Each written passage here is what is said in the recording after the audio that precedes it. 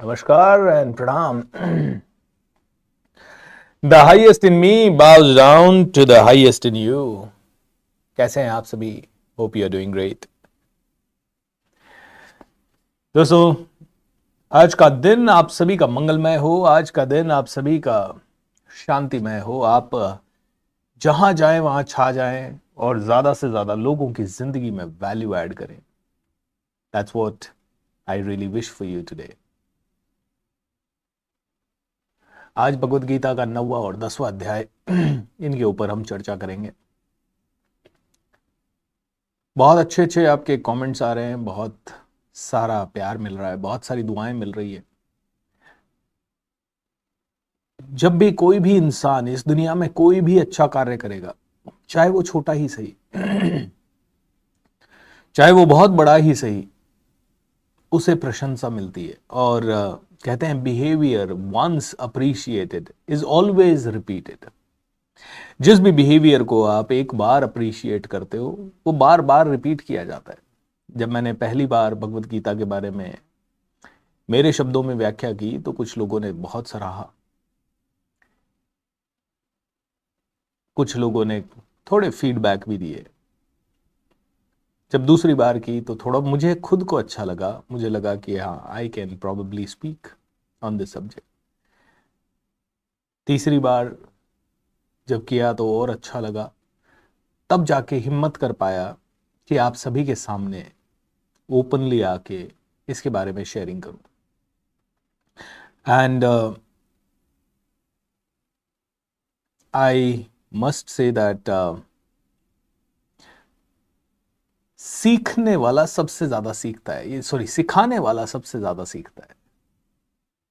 जब मैं इसके बारे में चौथी बार बात कर रहा हूं तो ये ऐसे लग रहा है मुझे कि पता नहीं अंदर से कुछ और धुल रहा है और क्लियर हो रहा है और क्लियर हो रहा है। And that's beautiful, you know. जब आप सिखाते हो ना तो ऑटोमेटिकली आपके अंदर और क्लैरिटी आती है। तो अपने घर के हर एक बच्चे को आप अपने शब्दों में बताएं। अगर वो मेरे वीडियो देख सकें तो बहुत बढ़िया है, नहीं तो मेरे से भी हजारों गुना अच्छे अच्छे लोग हैं जो भगवत गीता की व्याख्या करते हैं। मुझे भगवत गीता काफी सालों तक कभी समझ नहीं आई, क्योंकि हर बार जिस भी व्यक्ति ने मुझे समझाया उसने अचानक से, या जिस भी वीडियो को हमने देखा अचानक से भगवत गीता के 8वें अध्याय में भगवान ने तीसरे श्लोक में ये बोला है, 30वें श्लोक में ये बोला है। अब अचानक से आप सुन तो रहे हैं, ये इससे क्यूरियोसिटी भी आ रही है, बट अब मैं कहां तो 8वां अध्याय खोलूं और कौन से 30वें श्लोक में जाऊं और फिर कैसे उसको समझूं। तो मुझे ये उत्तम तरीका लगा कि जैसा मैं हूं वैसे ही लाखों होंगे। मुझे श्लोक पहला तो पढ़ना संस्कृत में आनी चाहिए, संस्कृत भाषा थोड़ी बहुत बेसिक, शायद फ्यूचर में समय मिला तो सीख पाएंगे, लेकिन नहीं आती अभी, दिस इज द फैक्ट। तो जब नहीं आती तो पहले तो एक तो श्लोक पढ़ने में टंग ट्विस्टर हो जाता है, फिर उसको समझने में बेसिक समझ होती है। कहीं पे भी किसी भी बुक में मैंने देखा है, इस बुक में भी देखूं तो बेसिक समझ लिखी हुई है, श्लोक का अर्थ लिखा हुआ है। कहीं पे इलाबोरेटेड लिखा हुआ है तो बहुत ज्यादा इलाबोरेटेड लिखा हुआ है, उसको पढ़ने का समय नहीं। संक्षिप्त में पढ़ें तो कई बार समझ में नहीं आता, क्योंकि ऐसा लगता है हर दूसरे चैप्टर में हर चीज रिपीट हो रही है। जैसे अध्याय 9 में पूरा परम गुह्य ज्ञान यानी कि राज विद्या के बारे में बताया गया है कि ऐसी विद्या जिससे कि आप मुझे पा सकते हो, आप परम धाम को प्राप्त कर सकते हो, आप मोक्ष को प्राप्त कर सकते हो। लेकिन जब मैं इस अध्याय की लाइनें पढ़ूंगा तो आपको लगेगा कि अरे ये तो बार बार रिपीट हो चुका है, काफी बार रिपीट हो चुकी है चीजें तो फिर इसमें नया क्या है? बस वही है कि छोटा बच्चा जब बचपन में सीखता है कि पढ़ाई करो, और दूसरे क्लास में भी उसे पढ़ाई करना होता है और 10th क्लास में भी उसे पढ़ाई करना होता है, और बार बार उसको एक ही चीज बोला जाता है, पढ़ाई करो। और कई बार तो उसके सब्जेक्ट्स में भी काफी चीजें, काफी शब्द रिपीट आते हैं, तो वो कहते हैं बार बार सेम शब्द रिपीट आ रहे हैं, मैं क्यों पढूं? लेकिन अल्टीमेटली उन्हीं शब्दों का मीनिंग, डेप्थ, उन्हीं शब्दों की क्या कहते हैं, पूरी गरिमा बदलती जाती है जैसे जैसे आदमी आगे जाता रहता है। उन्हीं शब्दों से बेटर सेंटेंसेस बनने लग जाते हैं। पहले आई पढ़ा, फिर आई एम पढ़ा, फिर आई एम दी पढ़ा। ये 3 शब्द तीसरी क्लास में भी पढ़े होंगे, चौथी में भी पढ़े, पांचवी में पढ़े, लेकिन धीरे धीरे इनसे और बेटर और पावरफुल और ब्यूटीफुल सेंटेंसेस बनते जाते हैं। और हर चैप्टर के साथ, हर क्लास के साथ, या हर एक दिन की पढ़ाई के साथ एक एक्स्ट्रा वर्ड ऐड होते होते होते होते 10-15 साल में वो बच्चा किसी एक सब्जेक्ट का विद्वान बन जाए, या 10 के 10 सब्जेक्ट में बहुत अच्छा बात करने लग जाए। This is how this Bhagavad Gita is. So आइए शुरू करते हैं दोस्तों।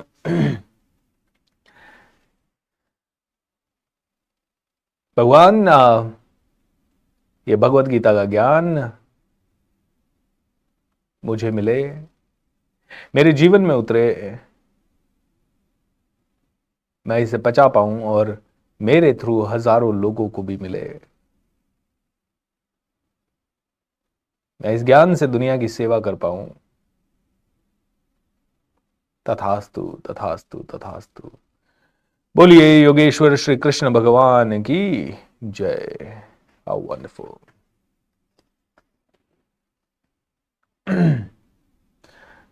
So welcome everyone. एंड आज भगवद गीता का हमारा 9वां अध्याय, परम गुह्य ज्ञान। उसके पहले 4 चीजों के बारे में पहले बात करेंगे। भगवद गीता कहती है 4 चीजों को सबसे पहले छोड़ना पड़ेगा।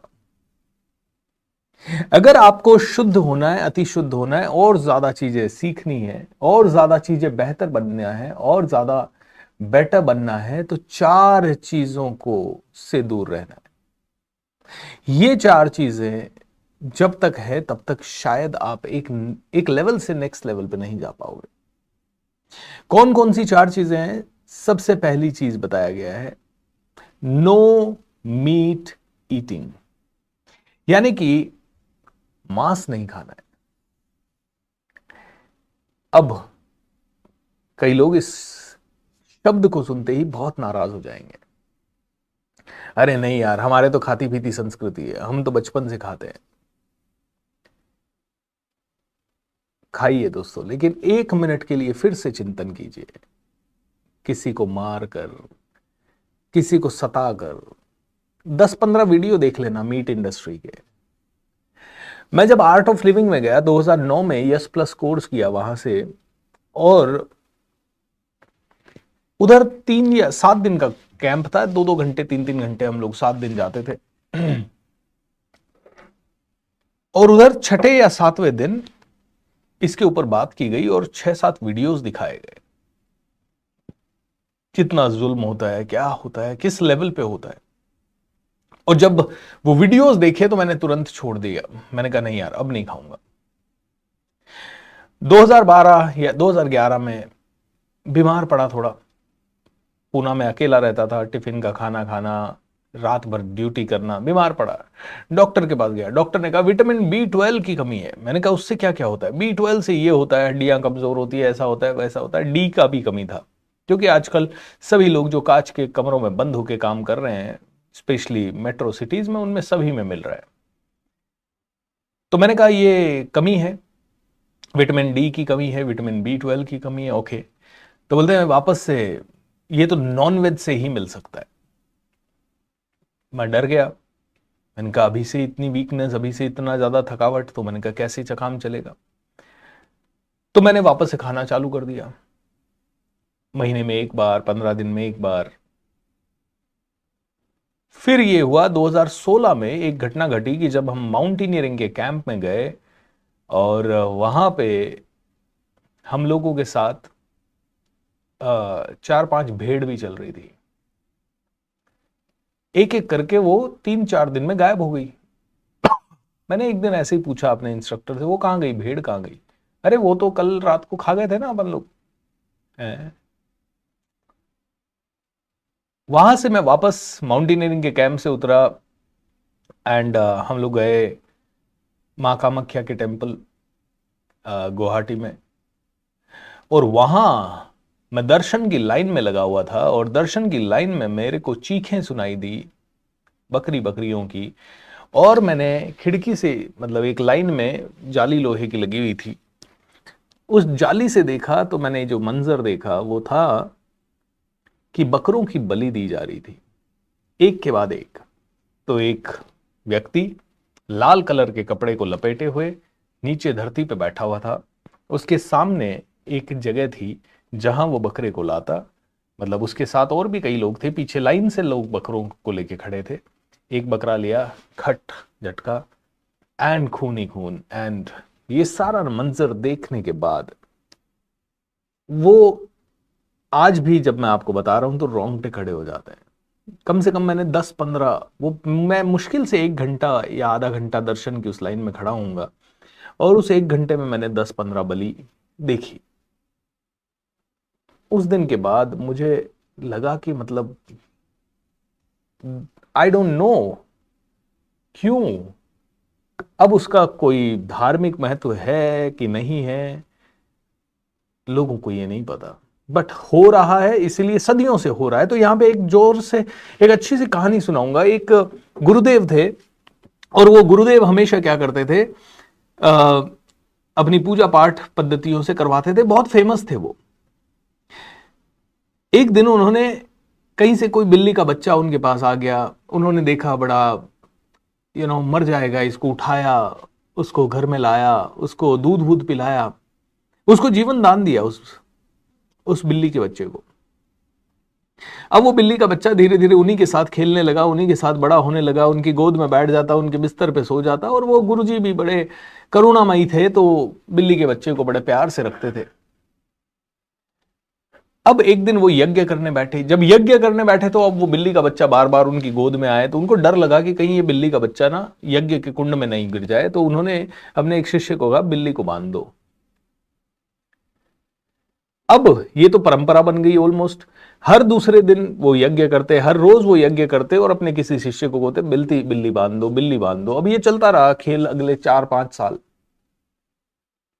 अब एक दिन ऐसा हुआ कि ये गुरुदेव अनफॉर्चुनेटली इस दुनिया से चल बसे, और जब ये चल बसे तो इनका सबसे बड़ा शिष्य उस गद्दी पे बैठा, और एक दिन उसने यज्ञ करवाना प्रारंभ किया। लेकिन उसने यज्ञ करवाना जब प्रारंभ किया तो सारी सामग्री हो गई, लेकिन ये यज्ञ स्टार्ट ना करे।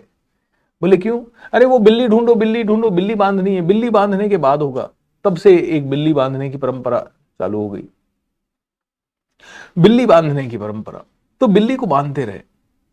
अब ये खैर एक कहानी है, ऐसा नहीं है कि हम यज्ञ करते समय बिल्ली बांधते हैं, बट देन अल्टीमेटली कई सारी चीजें ऐसे जुड़ती चली गई और कई सारी चीजें ऐसे टूटती चली गई।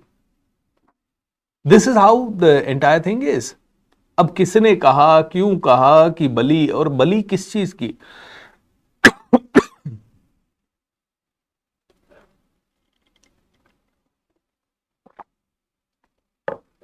कहते हैं कि सबसे प्रिय चीज है उसकी बलि दे दो, तो दो ना अपने बच्चे की बलि, सबसे प्रिय चीज की बलि दो।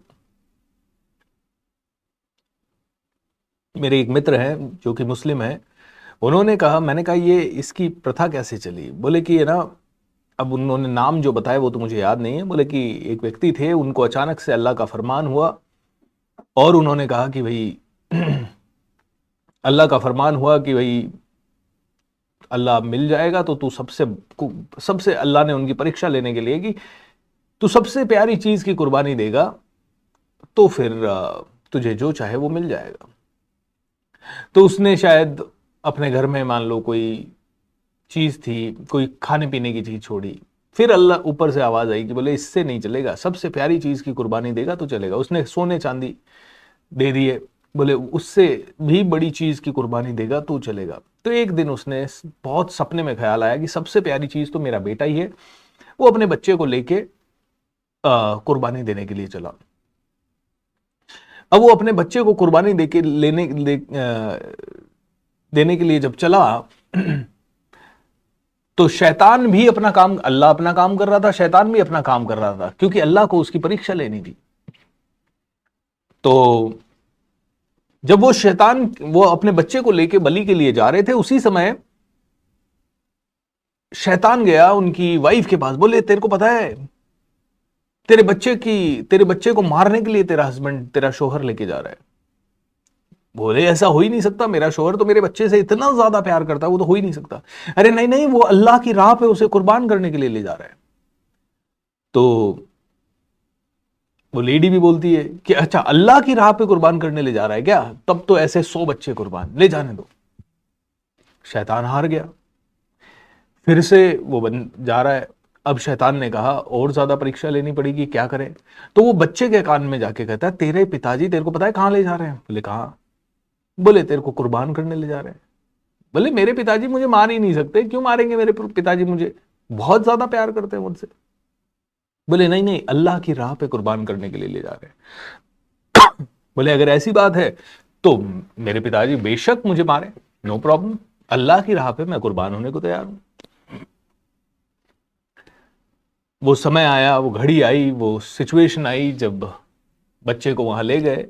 बच्चा जानता था क्योंकि शैतान ने बता दिया था। पिताजी को बोलता है बच्चा, पिताजी 2 चीजों का ध्यान रखना। एक तो जब आप मेरी कुर्बानी दे रहे हैं उस समय मेरी आंखों पे पट्टी बांध देना, ताकि अगर आपने मेरी आंखों में आंखें डाल के देख ली तो क्या पता आपके हाथ कांप जाए। और दूसरी चीज, ज्यादा सोचना मत।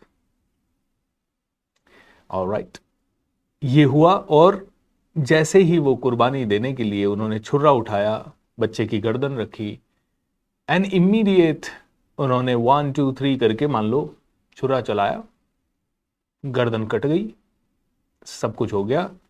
लेकिन जैसे ही इस आदमी ने आंखें खोली, इनका बच्चा सामने और नीचे एक जानवर मरा हुआ पड़ा।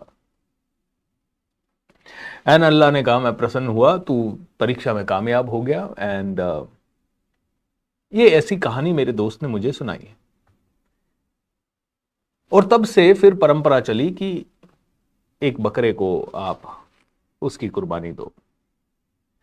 एक्चुअल में सबसे प्यारी चीज की कुर्बानी देने की बात है। ये कहानी का सांकेतिक, अगर कहानी सच्ची भी है और अगर कहानी भी है, दोनों ही कंडीशन है, तो भी इस कहानी का सांकेतिक रूप है कि आपको कुर्बानी उन चीजों की देनी है जो कि आपके लिए सबसे प्रिय है। उनसे अटैचमेंट छूट गया तो सारी दुनिया से अटैचमेंट छूट गया। उनसे अटैचमेंट छूट गया तो सारी दुनिया से अटैचमेंट छूट गया।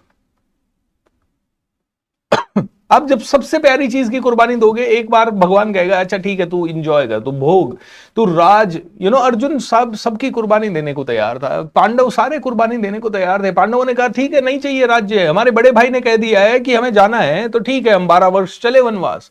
नहीं तो भीम अर्जुन उसी सभा में लड़ सकते थे, उसी सभा में लड़ने के काबिल थे वो लोग। लेकिन नहीं, मेरी माता ने कहा है बड़े भाई का कहना मानना है। भीम बड़ा क्रोधी था, तो भीम बहुत क्रोधी होने के बावजूद माता जी कहती थी, कुंती कहती थी, तू कुछ नहीं करेगा, तू युधिष्ठिर के अंगूठे की तरफ देखेगा। अगर युधिष्ठिर का अंगूठा तुझे इशारा ना करे तब तक तू कुछ नहीं करेगा। और युधिष्ठिर थे धर्मराज। बोले हमारा भाई धर्म पे चल रहा है, कोई बात नहीं, उसके लिए गुस्सा पी जाएंगे, उसके लिए 12 वर्ष वनवास में रहेंगे, उसके लिए अज्ञातवास में भी रहेंगे, उसके लिए रूप बदल के हिंजड़ा बन के भी रहना पड़े तो रहेंगे। अर्जुन इतना पराक्रमी व्यक्ति हिंजड़ा बन के रहा, ब्रनवला करके नाम था, अज्ञातवास में। कैसे?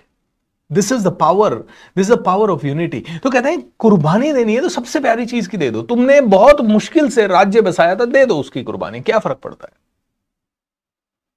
कुर्बानी देने का मतलब है डिटैचमेंट। तो पहली चीज, नो मीट ईटिंग। अपनी जीभ के इस छोटे से टेस्ट के कारण किसी जानवर को मारना कहीं जस्टिफाइड नहीं है। फिर भी अगर आप करना चाहो तो वेरी वेल डू इट। तो कुर्बानी पहला चीज, नो मीट ईटिंग। दूसरा, 4 चीजें हैं जिनके ऊपर बोला है। पहला, नो मीट ईटिंग। दूसरा, नो गैम्बलिंग, जुआ खेलना बंद करो। मैं ऑप्शन ट्रेडिंग करके रातों रात अमीर बनना चाहता हूं, मैं रातों रात ये करना चाहता हूं। भाई साहब, रातों रात कोई अमीर बन जाता तो दुनिया के सारे लोग अमीर होते। एक तो बन गए और तुम उसी को, आपको पता है गवर्नमेंट ने अभी क्या किया है? गवर्नमेंट ने अभी कहा है, मुझे सुनने में आया, मैं तो अभी काफी दिनों से बैठा नहीं हूं शेयर मार्केट में, मुझे सुनने में आया है कि 9% लोगों का लॉस होता है ऑप्शन ट्रेडिंग में। एक्चुअली गवर्नमेंट ने ये फिगर 93% बताया है, या सेबी वगैरह 93% बताया, क्योंकि जो बाकी के 6% लोगों का प्रॉफिट बता रहे हैं वो बहुत ही नॉमिनल है, या बहुत सालों के बाद है। मतलब 3-4 साल किसी ने लॉस किया और फिर एक आधा महीना प्रॉफिट कमा लिया, या 1-2 महीने 6 महीने लॉस किया है, या बहुत बड़ा लॉस कर दिया और उसके बाद थोड़ा बहुत कैपिटल से प्रॉफिट कमा लिया। बोलते 93%, अगर ऑफिशियल आंकड़ों के बारे में बात करें तो 93% लोग पैसा लूज कर रहे हैं। एफडी में 99% लोगों का पैसा बन रहा है, मतलब 98%, 99%, 100%। जॉब में आप जा रहे हो तो 99.99% लोग प्रॉफिट कमा रहे हैं। अगर बिजनेस भी कर रहे हैं तो बिजनेस में भी जितने बिजनेसेस चल रहे हैं उनमें से 99% बिजनेसेस या 95% बिजनेसेस एटलीस्ट कुछ तो घर लेके जा रहे हैं। लेकिन यहां पे 93% लोग अपना पैसा लूज करके आ रहे हैं। लॉटरी, कसिनोज, पूरे, मैं गया लास वेगस एंड कसिनोज, इतने कसिनोज, और हर कसिनो पे भीड़ लगी हुई है, लोग खेल रहे हैं, करोड़ों अरबों बर्बाद कर रहे हैं। एयरपोर्ट पे कसिनो है ना, हर जगह कसिनो, लॉटरी का सिस्टम, ये वो। So no gambling, no gambling. तीसरा, नो चीटिंग, नो चीटिंग। आप चीटिंग करते हो थोड़ी सी चीजों के लिए, छोटी सी चीजों के लिए। कई बार चीटिंग में कई चीजें हो गई, चोरी नहीं करना, झूठ नहीं बोलना, ऐसा झूठ बिल्कुल नहीं बोलना जिससे कि हजारों लोगों को नुकसान हो सके, हजारों लोगों की जान जा सके। अपने छोटे से फायदे के कारण मिलावट करना, अपने छोटे से फायदे के लिए कुछ भी गलत कर देना, ये चीटिंग है। So no meat eating, no cheating, no gambling and no illicit sex. किसी के भी अपने रिश्ते से बाहर निकल के किसी के साथ भी चले जाना, जो कि आज मूवीज में धड़ल्ले से दिखाया जा रहा है, आज हर एक सीरियल में धड़ल्ले से दिखाया जा रहा है। बोलते हैं कि ये 4 चीजें पहले स्टॉप करो, तब जाके आप आगे बढ़ पाओगे। भगवान कहते हैं कि मुझे प्राप्त करना है तो शुद्ध बनना ही पड़ेगा। और सीधी बात है, देखो, एक आईएएस ऑफिसर एक लड़की बनी और उसका इंटरव्यू आया आईएएस ऑफिसर बनने के बाद, तो उससे पूछा गया कि how did you become IAS officer. बोलती है, इसके लिए मैंने कुर्बानी दी है, मुझे जो जो चीजें प्यारी लगती थी उन सब की कुर्बानी दी है। बोले कैसे? बोले पिछले 5 साल में मुझे पता नहीं त्योहार क्या होता है, क्योंकि मैंने कोई त्योहार सेलिब्रेट नहीं किया। मैंने अगर दिवाली की पूजा भी की तो घर वालों ने सारी तैयारी करके रखी, और जब आरती हुई मैं जाके खड़ी हो गई और वापस आके अपने कमरे में बैठ के पढ़ने लग गई। मैंने होली नहीं देखी, मैंने रक्षाबंधन हुआ तो मेरा भाई अगर था तो मैंने जाके 1 मिनट के लिए राखी बांधी, बाकी अपने आपको कमरे में लॉक कर लिया। अगर कोई रिलेटिव आए मिलने के लिए और कुछ आए तो 1 आधा मिनट आके उनसे मिल मिला ली। बाकी मेरे को पता नहीं त्योहार क्या होते हैं पिछले 5 सालों में। मुझे पता नहीं फोन क्या होता है पिछले 5 सालों में, मैंने फोन यूज नहीं किया। मुझे पता नहीं दोस्त क्या होते हैं पिछले 5 सालों में, मुझे पता नहीं है मिठाई क्या होती है पिछले 5 सालों में। मुझे जो मिला मैंने खा लिया। मैंने कभी ये नहीं सोचा कि एक के ज्यादा 2। मेरे मम्मी ने सामने जाके ला के कम रखा तो कम खा लिया, ज्यादा रखा तो ज्यादा खा लिया, कम नमक वाला रखा तो कम नमक वाला खा लिया, ज्यादा नमक वाला था तो ज्यादा नमक वाला खा लिया। मुझे 4 सालों में 5 सालों में पता नहीं दुनिया कैसी है। मेरी दुनिया इतनी छोटी मैंने कर दी। इतनी बड़ी मेरी दुनिया थी जहां मैं स्कूल में जाती थी, लोगों के साथ खेलती थी, मस्त रहती थी, घर परिवार में चहकते रहती थी। लेकिन पिछले 5 सालों में मैंने अपनी दुनिया को समेट के, मेरा कमरा और मेरी किताबें या मेरा ट्रेनिंग इंस्टीट्यूट, बस खत्म। यही मेरे लिए दुनिया थी 5 साल पूरे। एक बहुत बड़ा एथलीट था, उसके लिए उसने एक ओलंपिक में 7 गोल्ड मेडल जीते। क्या नाम था उसका? माइकल फेल्प का गुरु था वो। माइकल फेल्प से पहले नाम याद आएगा तो बताऊंगा। उसने 7 गोल्ड मेडल जीते और इंटरव्यू हुआ। इंटरव्यू में मीडिया ने कहा, या it must be your lucky day. बोलता अच्छा। बोलता इधर आ, मैं बताता हूं तुझे लक ने मेरे साथ क्या किया, और ये लक क्रिएट करने के लिए मैंने कितनी कुर्बानी दी। तुझे बताता हूं। बोला जब मैं 5 साल का था ना, तब स्विमिंग पूल में उतरा था। और बोले तब से आज मैं 19 साल या 20 साल जो भी उसकी उम्र थी, बोले इस उम्र तक आते आते हर रोज 8 घंटे स्विमिंग पूल में रहा हूं मैं। तू एक काम कर, 8 घंटे पानी में उतर जा 3-4 दिन, तेरे को पता लगेगा तेरी चमड़ी सिकुड़ जाएगी, तेरे को दिक्कत होने लग जाएगी। तू एक बार उतर तो सही 8-8 घंटे, 5-7 दिन। बोलता मैं 5 साल का था तब से रोज 8 घंटे स्विमिंग पूल में, उसके बाद 2-3 घंटे 4 घंटे जिम में, उसके बाद भी स्ट्रेचिंग, उसके बाद मेडिटेशन, उसके बाद और कई सारी चीजें जो मेरे कोच ने कहा। पिछले 15 सालों में, 20 सालों में मैंने कभी वो सारी चीजें नहीं खाई जो मेरी उम्र के बच्चे खाते हैं। मैंने पिछले 15 सालों में कभी वो लाइफ नहीं देखी जो मेरी उम्र के बच्चे देखते हैं। मेरी उम्र के बच्चे जिस तरह से खेलते हैं, निश्चिंत होकर 12 बजे तक सोते रहते हैं, सैटरडे संडे बिल्कुल फन करते हैं, बोले मैंने 5 साल की उम्र से लेके आज तक वो किया नहीं। और इतने सालों की मेहनत के बाद जब मुझे 7 गोल्ड मेडल मिले तो कहता है ये मेरा लक है, बोला ये मेरी कुर्बानी है, ये मेरा सेक्रीफाइस है, ये मेरा फोकस है। तो भगवान भी यही कह रहे हैं कि तुम्हें अगर मुझे प्राप्त करना है ना, तो डिस्ट्रैक्शन को खत्म करो। तुम्हें मुझे प्राप्त करना है मतलब, मुझे प्राप्त करना मतलब इस जीवन का हाईएस्ट स्टैंडर्ड प्राप्त करना। और वास्तव में कोई कहता है स्पिरिचुअल आदमी, स्पिरिचुअल बनना कितना, स्पिरिचुअल लोगों के तो गोल ही नहीं होते। अरे स्पिरिचुअल लोगों के जो गोल होते हैं ना, वो हाईएस्ट स्टैंडर्ड के गोल होते हैं। उसको नॉर्मल आदमी पचा नहीं सकता। नॉर्मल आदमी का क्या, नॉर्मल आदमी किस चीज का मोह रखता है? गाड़ी, बंगला, घर, थोड़ा ऐशो आराम, थोड़ा घूमना फिरना। बोले ये कोई गोल है? गोल रखो तो हाईएस्ट लेवल का रखो। और हाईएस्ट लेवल का गोल रखने के लिए जो हाईएस्ट लेवल की कुर्बानियां, जो हाईएस्ट लेवल का पेशेंस, जो हाईएस्ट लेवल का सेल्फ कंट्रोल चाहिए, उससे जब अल्टीमेट ट्रूथ प्राप्त होता है, अल्टीमेट हैप्पीनेस प्राप्त होता है। एक आदमी भजन करके खुश है, एक आदमी सब कुछ पाके भी खुश नहीं है। एक व्यक्ति जिसने अमेरिका का सबसे धनी व्यक्ति, क्या नाम था उनका, जॉन डी रॉकफेलर। बोलते रॉकफेलर की जब डेथ हुई, अरबों खरबों रुपए का कारोबार था उसका। बोलते दुनिया का सबसे ज्यादा धनी तेल का व्यापारी था रॉकफेलर। बोलते जब रॉकफेलर की जिंदगी, ओके, जब रॉकफेलर की जिंदगी जाने लगी, मतलब चली, मतलब वो मरणासन पे था, तो किसी ने कहा you are a very successful man, you have, let's say, किसी ने कहा $10 बिलियन।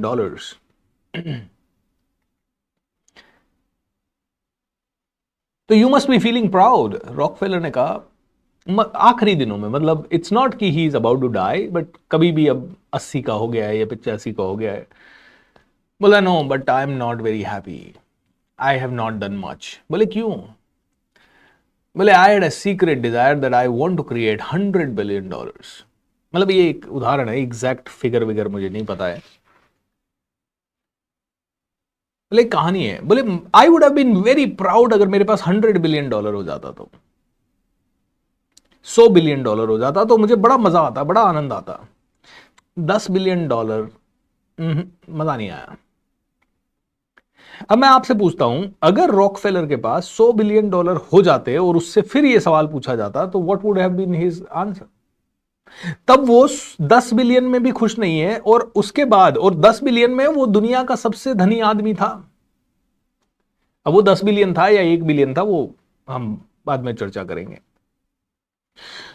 अगर उसके पास 100 बिलियन भी हो जाता, आपको लगता है वो सबसे खुश होता? शायद नहीं। उस समय वो कहता I would have been happy अगर मेरे पास $1000 बिलियन हो जाते। बोलते हैं आदमी की इच्छाओं का कोई अंत नहीं है। इस दुनिया में सभी की इच्छाओं को पूरी करने के लिए सब कुछ है, लेकिन एक आदमी की ग्रीड को पूरा करने के लिए सब कुछ नहीं है। तो ये अंडरस्टैंडिंग जितनी जल्दी हो जाए, जितने सन्यासी लोग हैं और जो बहुत भक्ति में लीन रहते हैं, वो 2 रोटी खा के, प्रसाद पाके सुबह 4 बजे उठते हैं, प्रसाद लेते हैं, नाचते हैं, गाते हैं, मस्त रहते हैं, भक्ति करते हैं, बैठते हैं, राम नाम जपते हैं, एंड रात को 9 बजे खा पी के फिर सो जाते हैं, जो मिलता है वो। They are very happy. उनके चेहरे पे ग्लो रहता है। कभी इस्कॉन की टोली को देखिएगा, यंग सन्यासीज रोड पे ऐसे भगवत गीता बांटते हुए, रोड पे ऐसे इंजॉय करते हुए, उनके कीर्तन, उनके वहां चले जाओ तो पंडाल में लोग ऐसे नाचते हैं। और वही नहीं, हजारों जगह जहां पे भी भक्ति भाव की बात। मैं तो अपना हैप्पीनेस रिट्रीट लेता हूं, 3 दिन लोग इतने आनंद में रहते हैं, इतने जबरदस्त आनंद में रहते हैं। एंड मैं उनसे पूछता हूं, क्या ये आनंद कभी आपको डिस्को में आया? नहीं। क्या ये आनंद आपको किसी भी ऑफिस पार्टी में आया इस लेवल का? क्योंकि बाकी जितने भी आनंद आप लोगे ना, सुबह आपको थका हुआ महसूस हो सकता है, रात को 11-12 बजे आप इंजॉय कर रहे हो और रात अगले दिन सुबह उठोगे तो आपको थकावट महसूस होगी, अगले दिन आप थोड़े लथार्जिक रहोगे, आप अलग मूड में रहोगे। लेकिन ये जो आनंद है, जहां आप डिटैच होके आप लिमिटेड कर रहे हो अपने आप को, लिमिटेड करके फिर अनलिमिटेड की तरफ जा रहे हो, इस आनंद में ना कभी थकेगा नहीं आदमी। एक गुरुकुल है मुंबई में, वेदांत से रिलेटेड। ओके, बहुत साल पहले मैंने पुणे में हर गुरु पूर्णिमा पे उनका लेक्चर होता था। स्वामी पार्थ सारथी करके, 85-89 ईयर्स ओल्ड संत थे। और उनका जो गुरुकुल था, बोलते हैं हमारे गुरुकुल में 4 साल की बच्चे की स्टडी होती है और उन 4 साल की स्टडी में एक दिन भी हॉलीडे नहीं होता बच्चे के लिए। एक दिन भी हॉलीडे नहीं, बोलते कोई सैटरडे नहीं, कोई संडे नहीं। बोले जरूरत क्या है? जब आप अपनी जिंदगी का हाईएस्ट स्टैंडर्ड पे जाना चाहते हो और आप आध्यात्मिक मार्ग से गुजरना चाहते हो, तो आपको उसी मार्ग को अपनाना। अध्यात्म डजंट मीन कि आप यही करो जो आपको बिल्कुल नहीं अच्छा लगता। अध्यात्म मीन्स आप कुछ भी करते हुए, आप सीधे मार्ग से चलते हुए, इंजॉय करते हुए, हंसते गाते हुए आप पढ़ो। बोले आप जब वो सारी चीजें करोगे जो आपको पसंद है, तो आपको छुट्टी क्यों चाहिए? मुझे ये कार्य करते हुए छुट्टी क्यों चाहिए? इसमें मुझे तनाव क्या है? I love this, I have chosen this. आज 17 साल से कर रहा हूं रोज और मजा आ रहा है। कोई फर्क नहीं पड़ता कि कितने बड़े बन रहे हैं और कितने, हाँ है अच्छे डिजायर है कि हजारों लाखों लोगों तक ये चीजें पहुंचे, और जितनी जल्दी पहुंचे बहुत अच्छा है। एक डिजायर है देश बदले, एक डिजायर है बहुत ज्यादा अच्छी उन्नति हो सबकी, ये डिजायर डेफिनेटली है। लेकिन अगर ये पूरी नहीं भी हो रही है, कोई फर्क नहीं पड़ता। रोज हम पढ़ रहे हैं, रोज सीख रहे हैं, रोज अच्छा कर रहे हैं, क्योंकि ये समझ आ चुका है when can you die. You can die any moment, any minute, लेकिन you must die serving people. You must die serving people. तो कहते हैं कि भगवान 4 लोगों को मिलता है। एक जो कि जिज्ञासु है, जिसको बहुत ज्यादा जिज्ञासा है, जिसको बहुत ज्यादा भगवान की प्राप्ति की इच्छा है। दूसरा जो दुखी है, बहुत ज्यादा दुखी है, वो फिर भगवान के अंदर मन लगाता है, भगवान के अंदर अपने दुख को काटने के लिए। सारी दुनिया से जब वो हार जाता है तो फिर वो अंत पंत भगवान के पास आता है और उसको भगवान मिलते हैं। तीसरा वो इंसान जिसको बहुत ज्यादा पाने की लालसा है, तो वो बहुत ज्यादा पाने के लिए वो हमेशा भगवान के पास जाता है और भगवान की चरण सेवा करता है। और चौथा उसको भगवान मिलते हैं जो बहुत ज्ञानी होता है, बहुत ज्यादा ज्ञान के अंदर डूबा हुआ है। तो अब ये राज विद्या के ऊपर अब चलते हैं, क्योंकि हमारा बेस इसका तैयार हुआ है। बोलिए योगेश्वर श्री कृष्ण भगवान की जय। How you feeling everyone? How you feeling? ठीक है। श्री राम जय राम, जय जय राम, श्री राम जय राम, जय जय राम।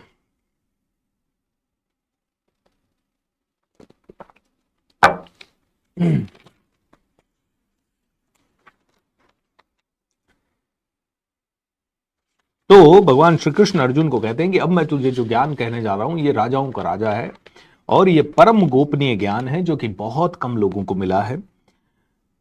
जो लोग भक्ति में श्रद्धा नहीं रखते, लाइन ध्यान से सुनिएगा, जो लोग भक्ति में श्रद्धा नहीं रखते वे मुझे प्राप्त नहीं कर पाते।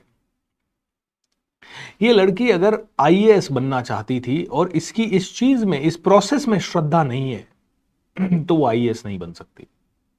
आप में से कई लोग ट्रेनर्स बनना चाहते होंगे, तो अगर आपकी ये प्रोसेस में श्रद्धा नहीं है ना, कई लोग हमारी इनकम देख के ट्रेनर बनना चाहते हैं। बहुत सारे ट्रेनर्स के लिए बहुत फॉलोवर्स है, लोग ऑटोग्राफ ले रहे हैं, हम लोग जहां जा रहे हैं वहां हमें वीआईपी ट्रीटमेंट मिल रहा है, अच्छी गाड़ियों में हम घूम रहे हैं। लोगों को लगता है मैं भी फटाफट ट्रेनर बनूं और मैं भी इसी तरह से बीएसआर जैसे कर रहा वो करूं। फिर मैं उन्हें कहता हूं ठीक है, ट्रेनर बनना है, 10 लाख रुपए टेबल पे रखो। नहीं सर, ये नहीं होगा। है सर, फ्री में बनाओ ना। क्यों भाई? इंजीनियरिंग के लिए तुम्हें 10 लाख देने में दिक्कत नहीं है, एमबीए के लिए तुम्हें 10 लाख देने में दिक्कत नहीं है, तुम्हें ट्रेनर बनना है ना, उसके लिए दिक्कत क्यों है? नहीं नहीं सर, ये तो गलत है ना, 10 लाख बहुत ज्यादा होता है सर, तो वहां एमबीए में क्यों दे रहे हो?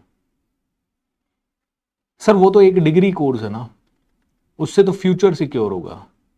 तो जब तुम्हें बिलीफ ही नहीं है कि जो तुम करना चाह रहे हो उससे तुम्हारा फ्यूचर सिक्योर होगा, तो फिर बनना क्यों है ट्रेनर?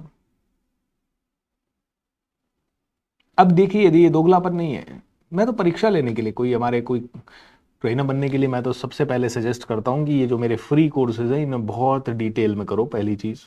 दूसरी चीज मैं कहता हूं फिर छोटे कोर्सेज हमारे हैं, हमारा massive result creation process course एक बहुत ही प्यारा कोर्स है, बोले वो करो पहले, ज्यादा नहीं, 40-50 हजार रुपए का कोर्स है। मैंने कहा वो करने के बाद फिर धीरे धीरे नॉलेज लो ट्रेन द ट्रेनर प्रोग्राम की, जो कि 2.5-3 लाख रुपए का कोर्स है, और फिर उसके बाद आप धीरे धीरे, आपको और ज्यादा है तो ये 10 लाख रुपए मैं उनको कहता हूं कि ये आपकी ब्रांडिंग के लिए, ये आपकी बुक्स के लिए, ये आपको जो नॉलेज चाहिए उसके लिए है, और वो नॉलेज फ्री में नहीं आने वाली है।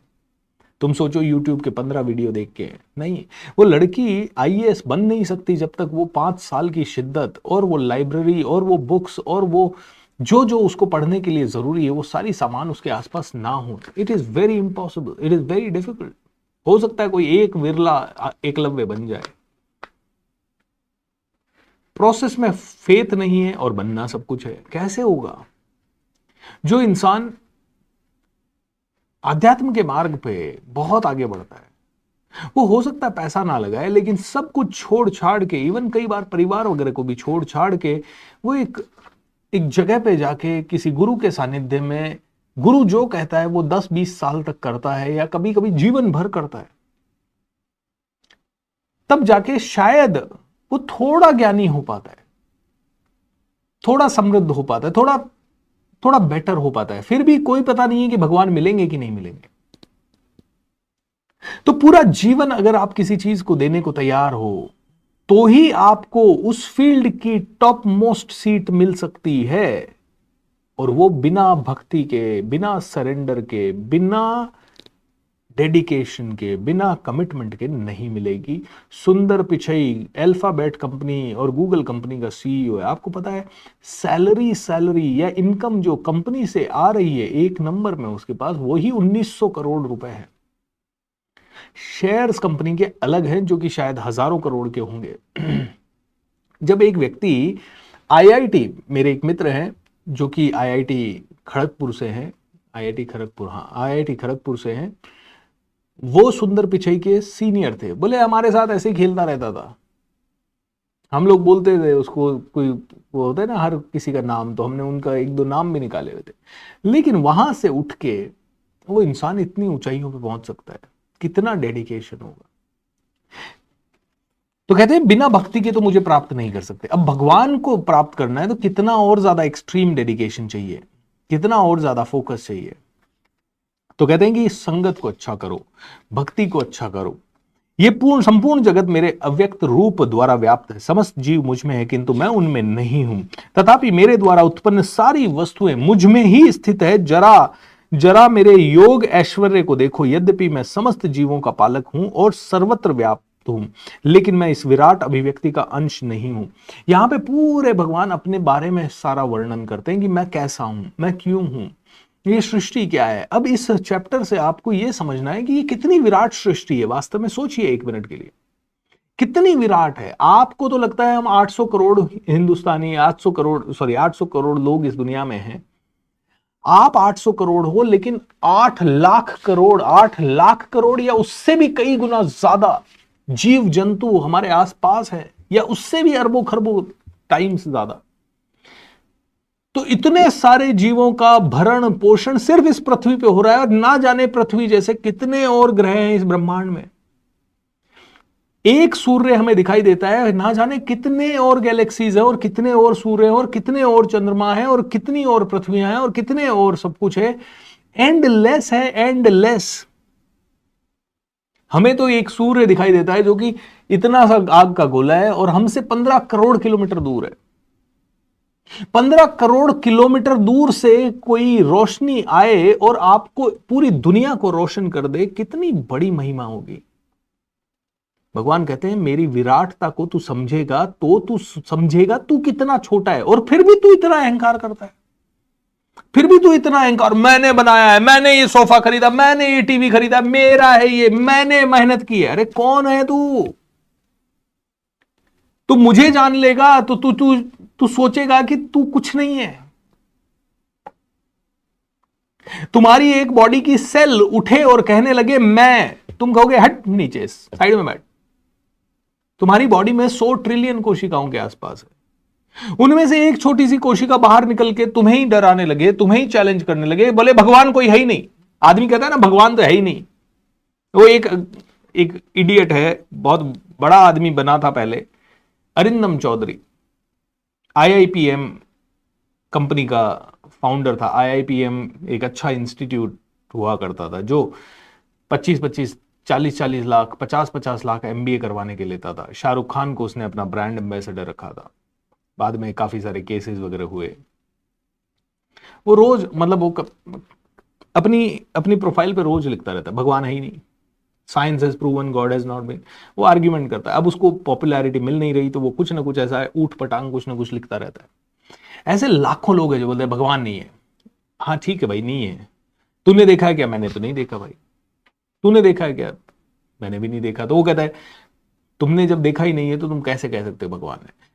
अब भगवान छोड़ो, अब भगवान को हम बोल सकते हैं एक विराट सृष्टि बोल सकते हैं। हमने सूर्य को देखा है, हमने चंद्रमा को देखा है, हमने पानी को देखा है, हमने ये देखा है कि पॉजिटिविटी से पानी अमृत बनते हुए देखा है।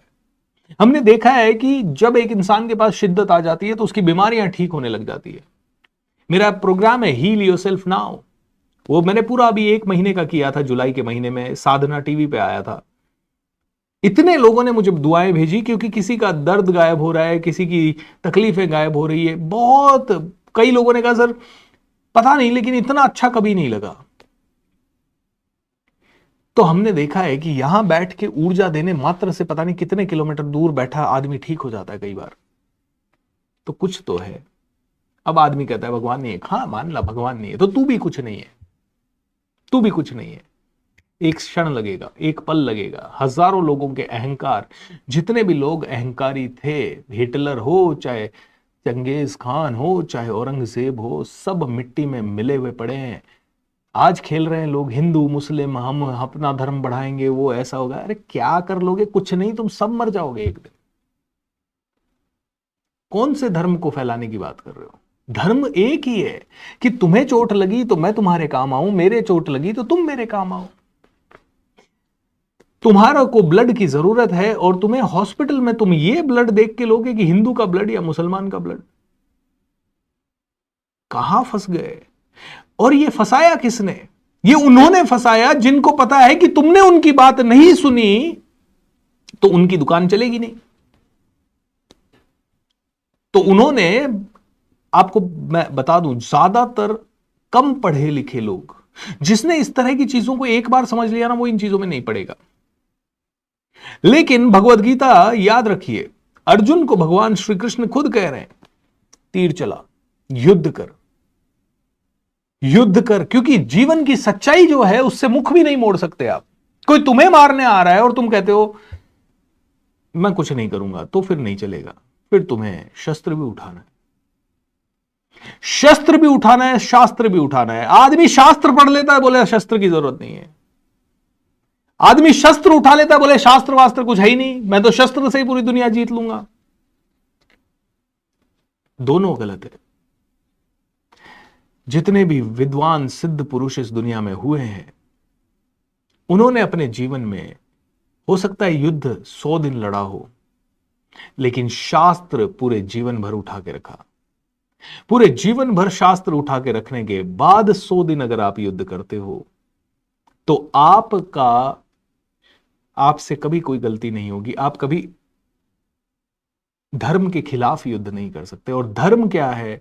धर्म ड्यूटी है, और आपकी और मेरी ड्यूटी है, अगर ये संसार हमें अच्छा मिला है तो इसे और अच्छा करना, अगर हमें शांति मिली है तो और ज्यादा शांति लाना, अगर हमें अच्छा स्वास्थ्य मिला है तो दुनिया को और अच्छा स्वास्थ्य देना, लेकिन उल्टा गंगा हो रहा है।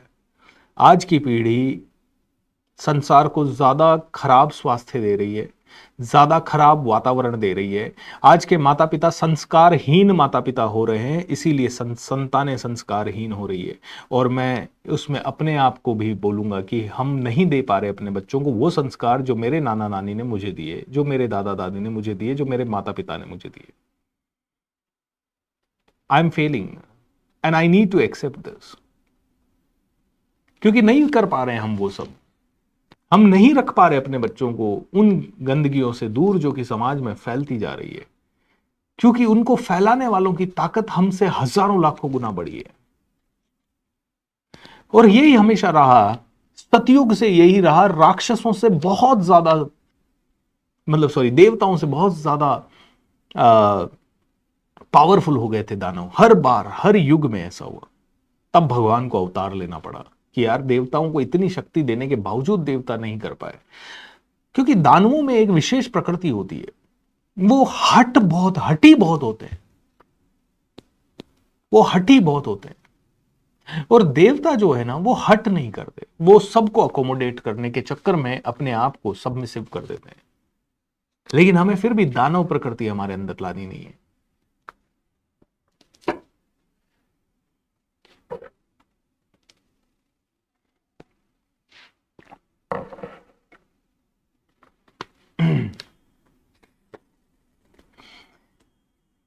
तो कहते हैं कि बिना मुझे जाने, बिना भक्ति के, बिना ज्ञान के आप मुझे प्राप्त नहीं करते थे। जिस प्रकार सर्वत्र प्रवहमान प्रबल वायु सदैव आकाश में स्थित रहती है, उसी प्रकार समस्त उत्पन्न प्राणियों में को मुझ में स्थित जानो। हे कुंती पुत्र, कल्प का अंत होने पर, कल्प यानी ब्रह्मा जी का एक दिन, कल्प का अंत होने पर सारे प्राणी मेरी प्रकृति में प्रवेश कर जाते हैं। मतलब सारे युग आपके बीत गए, सहस्त्रों युग बीत गए, उसके बाद जब सृष्टि विनाश होती है तो सब चीजें वापस से मुझ में आ जाती है और धीरे धीरे सब कुछ वापस से उत्पन्न करता हूं मैं। संपूर्ण विराट जगत मेरे अधीन है। बोले तुम जितनी गैलेक्सीज वगैरह देख रहे हो, एक लेवल पे सब खत्म होती है, एक लेवल पे सब वापस से रिक्रिएट होती है। बोले मैं ही रिक्रिएट करता हूं और मैं ही इसे नष्ट करता हूं। हे धनंजय, ये सारे कर्म मुझे नहीं बांध पाते। मैं उदासीन की भांति इन सारे भौतिक कर्मों के सदैव विरक्त रहता हूं। हे कुंती पुत्र, ये भौतिक प्रकृति मेरे शक्तियों में से एक है और मेरी अध्यक्षता में कार्य करती है। जिसके सारे चर और अचर प्राणी उत्पन्न होते हैं, उसके शासन में यह जगत बारंबार सृजित और विनिष्ट होता रहता है। राइट। जो लोग इस प्रकार मोहग्रस्त होते हैं वे आसुरी तथा नास्तिक विचारों के प्रति आकृष्ट रहते हैं। वापस से ध्यान से समझिए, जो लोग मोहग्रस्त होते हैं वो आसुरी तथा नास्तिक विचारों के प्रति आकृष्ट हो रहते हैं। मैं पिछले 10 साल से मेहनत कर रहा हूं और मुझे अभी तक सफलता नहीं मिली, भगवान है ही नहीं, भगवान मुझे चाहता ही नहीं है। अरे गधे, इडियट, या तो तूने सही तरह से प्रयास नहीं किया और या फिर सही जगह पे प्रयास नहीं किया। आपकी टैलेंट अलग है। आपने क्या किया अपने साथ, आप 1 मिनट के लिए सोचिए। आपने जो नौकरी पकड़ी डर के कारण पकड़ी है, प्यार के कारण नहीं पकड़ी। ओ मुझे ये फील्ड बहुत पसंद है, मैं तो जिंदगी भर यही करूंगा। नहीं, तुमने इस तरह से नहीं की। तुम्हें सिर्फ एक ही चीज का डर है था, कहीं समाज में मेरी इज्जत ना चली जाए, और मेरी इज्जत को और बेटर बनाने के लिए मुझे थोड़ा सा और पैसा चाहिए। थोड़ा सा और पैसा लाने के लिए मैं क्या करूं, थोड़ी सी और पैसा लाने के लिए ये वाली नौकरी मुझे अभी मिल रही है, अभी पकड़ लेता हूं। तुमने ये किया अपने साथ और फिर तुम कहते हो भगवान है ही नहीं, मैं 10 साल से मेहनत कर रहा हूं, मुझे सफलता नहीं मिल रही। क्योंकि तुमने फील्ड गलत चूज कर लिया। तुमने डर के कारण, डर का बीज पनपाया अपने मन में, और डर के कारण जब तुमने कोई भी फसल बोई तो वो डर का फल ही उससे पैदा होगा। वो फल तुम्हारी उत्तम क्वालिटी का हो नहीं सकता, क्योंकि तुमने बिना सोचे समझे तुमने सरेंडर कर दिया, तुमने पहली चॉइस पे सरेंडर कर दिया। अगर तुम्हारे पास जॉब करने का ऑप्शन नहीं होता तो तुम कोशिश करते, कुछ और करते, कुछ और करते, और 50 काम करते करते तुम्हें एक काम पसंद आता और उस एक काम को तुम जिंदगी भर करने की ठान लेते और उसे दिन रात शिद्दत से करते और तुम शायद अरबपति खरबपति हो जाते। लेकिन तुमने क्या किया अपने जीवन के साथ, डर के कारण तुमने घुटने टेक दिए। जैसे ही तुम्हें डर आया तुमने तुरंत वो चीज पकड़ ली जो तुम्हें नहीं करनी थी। और वो डर क्यों आया? मोह के कारण। किससे मोह? अपनी झूठी प्रतिष्ठा से मोह, अपने परिवार की झूठी प्रतिष्ठा से मोह, तुमने हिम्मत नहीं दिखाई।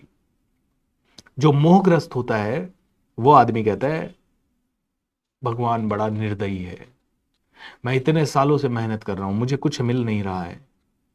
और धीरे धीरे फिर वो आसुरी प्रवृत्तियां, देर तक सोना, देर तक जागना, कुछ भी उल्टा सीधा खाना, उल्टा सीधा बोलना, उल्टी सीधी संगत, and that is what it is. दोस्तों बड़ा विचित्र है ये, इसे समझना है। देखिए भगवत गीता को समझना है, इसको पढ़ना नहीं है। पढ़ने में तो सच में कुछ समझ नहीं आएगा। पढ़ने के लिए तो अगर आपने देखा तो फिर पढ़ाई होगी ये, क्योंकि अगर मैं इस चैप्टर को सिर्फ पढ़ूं ना तो मुझे यही समझ में आता है कि भगवान कह रहे हैं मैं अनंत हूं, मैं आदि हूं, मैं हवा में हूं, मैं ओमकार में ओम हूं, मैं सर्वत्र विद्यमान हूं, मैंने सभी सब मुझ में ही आते हैं, सब मुझ में ही चले जाते हैं। हे पार्थ, मोह मुक्त महात्मा जन देवी प्रकृति के संरक्षण में रहते हैं, वे पूर्णतः भक्ति में निमग्न रहते हैं, क्योंकि वे मुझे आदि तथा अविनाशी भगवान के रूप में जानते हैं। अब अगर इस लाइन को एक नॉर्मल आदमी ढंग से ठीक से पढ़ेगा तो वो कहेगा वे पूर्णतः भक्ति में निमग्न रहते हैं और मुझे ही जानते हैं, आदि तथा अविनाशी भगवान के रूप में मुझे जानते हैं। अब भगवान हर जगह क्या भगवत गीता में सिर्फ अपना ही वर्णन कर रहे हैं? नहीं, वो इंसान को समझा रहे हैं कि जो तुम इस समय सोच रहे हो वो किसी मैटर का नहीं है, तुम अपने हाईएस्ट स्टैंडर्ड के बारे में सोचो। क्योंकि एक इंसान शायद अपने जीवन के बाहर की शायद नहीं सोच पाएगा। एक साधारण इंसान को हजारों बार बोल लो भगवान प्राप्त करने के लिए कोशिश करो, भगवान प्राप्त करने के लिए कोशिश करो, मैं भी कर पाऊंगा क्या? पता नहीं, मुझे नहीं पता मैं भगवान को कैसे प्राप्त करूं। मैं कर लूंगा मेडिटेशन 1 घंटा कर लूंगा, 2 घंटा कर लूंगा, मैं कर लूंगा पूजा पाठ 4 घंटा कर लूंगा, और ज्यादा सात्विक बनने की कोशिश कर लूंगा, लेकिन उससे भी मुझे भगवान मिलेंगे कि नहीं मिलेंगे मुझे नहीं पता। तो मुझे क्या पता है वो समझ लो। मुझे ये पता है कि भगवत गीता कहती है कर्म किए जा। मेरा कर्म क्या है? इस समय मेरा कर्म आपको मार्गदर्शन देना है, और इस मार्गदर्शन को क्या मैं पूरी जान डाल के दे रहा हूं? क्या मैं पूरी शिद्दत से कर रहा हूं? इससे मुझे क्या मिले, कितना मिले, क्यों मिले, पता नहीं। मिले तो बहुत बढ़िया, नहीं मिले तो बहुत बढ़िया। मैं पिछले 17 सालों से ये काम कर रहा हूं, 17 साल से सीख रहा हूं, तो काम करते हुए ये 14 साल हो गए मुझे। और इन 14 सालों में दोस्तों बहुत बुरे दिन भी देखे हैं और बहुत अच्छे दिन भी देखे हैं, लेकिन अपने एफर्ट्स कभी भी ऊपर नीचे नहीं हुए। बुरे दिन आए तो कम नहीं हुए, बल्कि बढ़े ही। और अच्छे दिन आए तो भी एफर्ट, अच्छे दिन 2-3 दिन एंजॉय करने के बाद वापस से एफर्ट चौगुने हो गए। तो जब ये हुआ तो हर रोज तरक्की हो रही है, हर रोज बेटर हो रहे हैं। बस इतना ही पता है, इतना ही पता है, और कुछ नहीं पता है दोस्तों। अपने काम में बेहतर बनो तो इस दुनिया में तो स्वर्ग पालोगे। एक इंसान की मृत्यु हो गई तो वो स्वर्ग के दरवाजे पे बैठा था काफी देर तक। तो चित्रगुप्त ने या यमराज ने पूछा या भगवान ने पूछा, बोले क्या कर रहे हो, किसका इंतजार कर रहे हो? बोले मैं इंतजार कर रहा हूं कि स्वर्ग का दरवाजा खुले और मैं अंदर जाऊं। तो भगवान बोलते हैं भाई साहब एक बात बताओ, जो तुम्हें मैंने इतने सुंदर सुंदर फूल, इतने बढ़िया बढ़िया बाग बगीचे, इतने बढ़िया बढ़िया प्राकृतिक दृश्य, इतने बढ़िया प्यार करने वाले लोग, इतने बढ़िया रिश्ते, इतने बढ़िया तुम्हें साधन संसाधन, सूर्य चंद्रमा, आकाश, अग्नि, जल, वायु, पृथ्वी, समुद्र, तालाब, इतनी प्यारी प्यारी चीजें, पहाड़, ग्लेशियर, सब कुछ दिया। जो स्वर्ग तुम्हें मैं दिया उसका तुमने क्या किया? तुम कौन से स्वर्ग के लिए दरवाजे पे बैठे हो भाई? जो स्वर्ग तुम्हें दिया उसका तुमने किया क्या? पहले तो ये बताओ। तुम्हें जब स्वर्ग दे दिया तो तुमने उसे स्वर्ग माना ही नहीं, और अब तुम इस स्वर्ग में आ जाओगे तो हो सकता है 100-200 दिन तुम कहो अरे यार आनंद आनंद आनंद, उसके बाद तुम इसे भी स्वर्ग ना मानो, तुम सोचो कोई और स्वर्ग है। बोले जो मिला उसका क्या किया? तुम्हें रिश्ते मिले और तुम जिंदगी भर लड़ने में निकाल दिए, तुमने जिंदगी भर तुमने ईगो में निकाल दिए, मेरी बात नहीं सुनी, मेरा बात नहीं किया, मेरी अप्रिसिएशन नहीं की। करे तुमने क्या दिया? तुम सरेंडर क्यों नहीं कर सकते? तुम्हें दिन रात अप्रिसिएशन क्यों चाहिए? नहीं नहीं, अप्रिसिएशन करने से ही तो मोटिवेशन मिलता है। अरे अपना मोटिवेशन खुद ढूंढो ना। अपना मोटिवेशन खुद बनो, अपना इंस्पिरेशन खुद बनो, अपनी ताकत खुद बनो। दोस्तों 2017 तक मेरे सारे गोल्स मटीरियलिस्टिक थे। सब गोल ये थे, मुझे ये मिल जाए, ये मिल जाए, ये मिल जाए।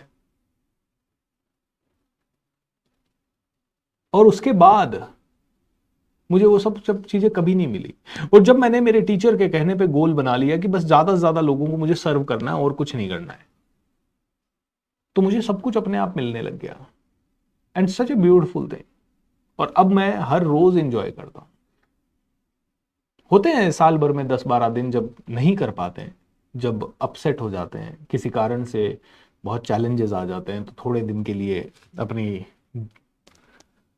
बट धीरे धीरे हमें उसे बेटर करना है। ये महात्मा मेरी महिमा का नित्य कीर्तन करते हुए दृढ़ संकल्प के पास साथ, दृढ़ संकल्प के साथ प्रयास करते हुए, मुझे नमस्कार करते हुए भक्ति भाव से निरंतर मेरी पूजा करते हैं। नित्य कीर्तन करते हुए, मेरी महिमा करते हुए, दृढ़ संकल्प के साथ प्रयास करते हुए मुझे नमस्कार करते हैं। तो जो भी गोल है आपकी जिंदगी का, भगवान को प्राप्त करना या किसी फील्ड में हाईएस्ट लेवल पे पहुंचना, उसको नित्य बस वही, उसी की महिमा का गुणगान करना है, उसी के बारे में बात करनी है, उसी के बारे में बात करने वाले लोगों के साथ बैठना, उसी के बारे में बात करने वाले लोगों के साथ सत्संग करनी है, उसी के बारे में बात करने वाले लोगों के साथ कीर्तन करना है। कीर्तन वही हो जाएगा जब उसी में आप इंजॉय करोगे, दृढ़ संकल्प एंड प्रयास करते हुए। तो अन्य लोग जो ज्ञान के अनुशीलन द्वारा यज्ञ में लगे रहते हैं, वे भगवान की पूजा उनके उदय और विविध रूपों में करते हैं, किंतु मैं ही कर्म कांड में, मैं ही यज्ञ, पितरों का दिया जाने वाला तर्पण में ही, औषधि में ही, दिव्य ध्वनि में ही, घी में ही, अग्नि में ही, आहुति में ही, मैं इस ब्रह्मांड का पिता, माता आश्रय का पितामह, मैं गेय शुद्धि करता तथा ओंकार हूं, मैं ही ऋग्वेद, सामवेद तथा यजुर्वेद में हूं, मैं ही लक्ष्य पालन करता स्वामी, साक्षी धाम, सब कुछ मैं ही हूं। हे अर्जुन, मैं ताप प्रदान करता हूं, मैं वर्षा को रोकता हूं और वर्षा को लाता हूं। जो वेदों का अध्ययन करते हैं तथा सोमरस का पान करते हैं, वे स्वर्ग प्राप्ति के लिए जो पूजा करते हैं, वो पूजा भी मैं ही हूं। वे पाप कर्म से शुद्ध होकर इंद्र के पवित्र स्वर्गिक धाम में जन्म लेते हैं, जहां वे देवताओं का आनंद भोगते हैं। बोलते हैं जो भी इंसान अपने, इसका सिंपल सा अर्थ समझे तो जो इंसान अपने लक्ष्य के लिए 5 साल चलता है, उसे स्वर्ग प्राप्त होना निश्चित है।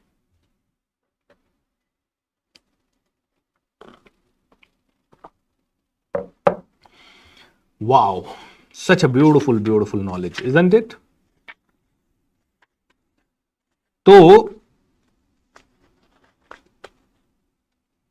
तो आगे कैसे बढ़ें? तो कहते हैं आगे बढ़ने के लिए आपको बहुत सारे कार्य करने होंगे। बस सारे कार्यों में एक कार्य कर लो तो सब हो जाएंगे, वो है खुद पे नियंत्रण। बोले किसी को जीतने की जरूरत नहीं है, खुद को जीतना है। खुद की मन को, खुद की बुद्धि को, खुद को जीतना है। क्या समझ में आ रहा है दोस्तों? मनुष्य ईश्वर के समान बन सकता है, for sure. Excellent session, sir. Can't explain how much deeply you have taught us. Thank you so much, ma'am. When do you have live sessions in Delhi? How to join it? मेरा दिल्ली में session है 24, 25, 26 जनवरी को। 3 दिन का session है, residential session है, and that's a very very powerful one. और अभी शाम को मेरा रोज लॉ ऑफ अट्रैक्शन का सेशन हो रहा है, वो आप अटेंड करें। आज 6ठा दिन है उसका, बट 6ठा दिन में भी आप आएँ। 6 दिन का रिवीजन करवाऊंगा और कल 7वां दिन है। उसके बाद 3 दिन का एडवांस लॉ ऑफ अट्रैक्शन का है। अगर आप में से किसी ने भी अभी तक एडवांस लॉ ऑफ अट्रैक्शन के लिए रजिस्टर नहीं किया है, वो थोड़ा सा पेड सेशन है, बट आपको दुखेगा नहीं, क्योंकि आप अपनी मर्जी से जो पे करना चाहें वो पे करके उस प्रोग्राम में आप आ सकते हैं। सो शाम वाले सेशन भी उत्तम है, क्योंकि शाम वाले सेशन में आपके हिसाब से, मतलब आपको जीवन में इमीडिएट कुछ भी चीज पाने के लिए, यानी पैसा, प्रसिद्धि, उसी के ऊपर बात हो रही है, लॉ ऑफ अट्रैक्शन के ऊपर बात हो रही है। तो यहां पे 2-3 चीजें और पढ़ूंगा 10वें चैप्टर की, और फिर 9वें चैप्टर की, फिर 11वें चैप्टर 10वें में चलेंगे। हे कुंती पुत्र, तुम जो कुछ करते हो, जो कुछ खाते हो, जो कुछ अर्पित करते हो या दान देते हो और जो भी तपस्या करते हो, उसे मुझे अर्पित करते हुए करो। मतलब आप जो भी कर रहे हो ये मानते हुए करो कि आप नहीं कर रहे, कोई और ही कर रहा है। मैं हमेशा कहता हूं, मेरा आपकी कृपा से सब काम हो रहा है। मैं हमेशा कहता हूं, और ये दो भजन है ना, ये बड़े मेरे मुझे दिल को छू जाते हैं और मुझे ऐसा लगता है कि इसमें जीवन का सार है। ना जाने पता नहीं किस रूप में तुझको नारायण मिल जाएंगे, पता नहीं किस रूप में तुझको नारायण मिल जाएगा, निर्मल मन के दर्पण में तू राम का दर्शन पाएगा। कौन व्यक्ति तुम्हारे सामने क्या लेके आ रहा है, हो सकता है वो भगवान का दूत हो। आपने वो कहानी सुनी होगी, मंदिर में पुजारी जी रहते हैं और भगवान के बहुत भक्त होते हैं। गांव में एक दिन बाढ़ आ जाती है, सारे लोग पंडित जी को कहते हैं हम तो गांव छोड़ के जा रहे हैं, आप भी चलो। बोले नहीं, भगवान आके ले जाएंगे तो ही जाऊंगा, भगवान बचाएंगे तो ही ले जाऊंगा। ठीक है, मंदिर डूब जाता है, पंडित जी छत पे चढ़ जाते हैं। छत पे चढ़ जाते हैं तो कोई आता है, नाव लेके आता है। बोले पंडित जी चलो। बोले नहीं, भगवान आएंगे बचाने तो ही जाऊंगा, नहीं तो नहीं जाऊंगा। मंदिर पूरा डूब जाता है, पंडित जी बिल्कुल छत पे खड़े हो जाते हैं और पंडित जी भी गले तक डूब जाते हैं। ऊपर से कोई हेलीकॉप्टर से रस्सी डालता है, पंडित जी आ जाओ, मर जाओगे। बोले नहीं, भगवान आएगा बचाने तो ही जाऊंगा। और फिर हुआ क्या, पंडित जी डूब गए। पंडित जी जाके भगवान पे गुस्सा होते हैं, बोले क्या कर दिया मेरे साथ, बचाने क्यों नहीं आए, इतने सालों से पूजा कर रहा था। भगवान कहते 3 बार आया, तू नहीं पहचाना, मैं क्या करूं। 3 बार आया, अलग अलग रूप में आया, अलग अलग आदमी को भेजा तुझे लाने के लिए। अब तू कहे मैं अपने चतुर्भुज रूप में तेरे सामने आऊं और तुझे बचाऊं, तो बोले ये चतुर्भुज रूप वगैरह सांकेतिक भाषा है जो कि पुस्तकों में तुम्हें बताई गई है। बाकी भगवान तो बस एक शक्ति है जो कैसे भी आपके काम पूरे कर देगी। तो बोलते हैं कि अर्जुन सारी चीजें जो कर रहा है ना, ये जानते हुए कर कि मैं कर रहा हूं, मैं करवा रहा हूं, तू कुछ नहीं है, तू करता नहीं है। ओके, तू करता नहीं है, you are not the doer. जो लोग अन्य देवताओं, ओके सॉरी, तो यहां पे एक और चीज कही है ये कि अल्टीमेट ट्रूथ को छोड़ के छोटे मोटे चीजों को छोड़ दो, उस अल्टीमेट चीज को पकड़ो। जैसे मान लेते हैं आपको आपके फील्ड में टॉप पे जाना है, आप साइंटिस्ट हो और आप दुनिया के बेस्ट साइंटिस्ट बनना चाहते हो, तो बस तुम्हें एकमात्र उसी चीज का ध्यान रखना है। उसके बाद छोटी मोटी सारी चीजें रास्ते की छोड़ दो। उसके पास घर बड़ा है, उसके पास गाड़ी बड़ी है, उसका वो विदेश घूम के आया, उसके बच्चे ऐसी स्कूल में पढ़ रहे हैं, बोले ये छोटी मोटी सारी चीजों को छोड़ दो। अगर तुम भगवान को प्राप्त करना चाहते हो ना, तो छोटे मोटे देवताओं को सबको छोड़ दो। बोले ये कोई जरूरी नहीं है। फिर तुम अल्टीमेट के ऊपर ध्यान रखो। बोले अल्टीमेट जो चीज है, सबसे ऊपर की चीज है, उसी के ऊपर फोकस रखो, बाकी सब छोड़ दो। बाकी सब छोड़ दोगे तो तुम्हें अल्टीमेटली ऑटोमेटिकली सब कुछ बोनस में वैसे ही मिल जाएगा, वैसे ही दे दूंगा मैं। भाई प्रधानमंत्री को सीधा पटाओ, छोटे मोटे मंत्रियों को छोड़ दो। अगर प्रधानमंत्री आपको जानने लग गए तो छोटे मोटे मंत्री वैसे ही आगे पीछे घूमेंगे तुम्हारे। तो अल्टीमेट के पीछे भागो। लोग क्या, हर किसी को प्रसन्न करने में लगे रहते हैं। अरे ये बड़ा आदमी है यहाँ का, ये इस कॉलोनी का बड़ा आदमी है, ये ऑफिस का बड़ा आदमी है, ये यहाँ का, सबको प्रसन्न करने में लगे रहते हो और उसके चक्कर में सबको जिंदगी भर प्रसन्न नहीं करते रहते हो। छोटे मोटे देवताओं को प्रसन्न करना छोड़ो, अल्टीमेट के ऊपर ध्यान लगाओ। तो अपने अल्टीमेट लक्ष्य के ऊपर ध्यान लगाओ और फिर आगे बढ़ो। तो सब चीजों को मुझे अर्पण कर दो। इस तरह तुम कर्म के बंधन तथा उसके शुभाशुभ फलों से मुक्त हो सकोगे। इस संन्यास योग में अपने चित्त को स्थिर करके तुम मुक्त होकर मेरे पास आ सकोगे। मैं न तो किसी से द्वेष करता हूं, न ही किसी से कोई पक्षपात करता हूं। मैं सबों के लिए समभाव हूं, किंतु जो भी भक्ति भाव से मेरी सेवा करता है वह मेरा मित्र है, मुझ में स्थित रहता है और मैं भी उसका मित्र हूं। ये भगवान कहते हैं। अब इसी को जीवन से जोड़ लो।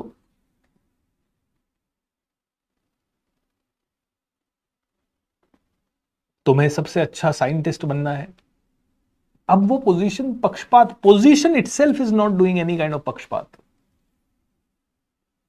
वो कहते हैं कोई बात नहीं, तुम्हें ये पोजीशन है सबसे बेस्ट साइंटिस्ट। अब कोई लड़का ट्राई करे इसके लिए, कोई लड़की ट्राई करे, कोई छोटी जात का ट्राई करे, कोई बड़ी जात का ट्राई करे, जो हम लोगों ने बेवकूफों ने बनाई है। बाकी तो मनुष्य है, कोई छोटा नहीं कोई बड़ा नहीं। ये पोजीशन अपने आप में कोई पक्षपात कर ही नहीं सकती। इसका रूल सिंपल है, जो सही तरीके से मेहनत करेगा, जो काबिल होगा, यहां तक पहुंच जाएगा।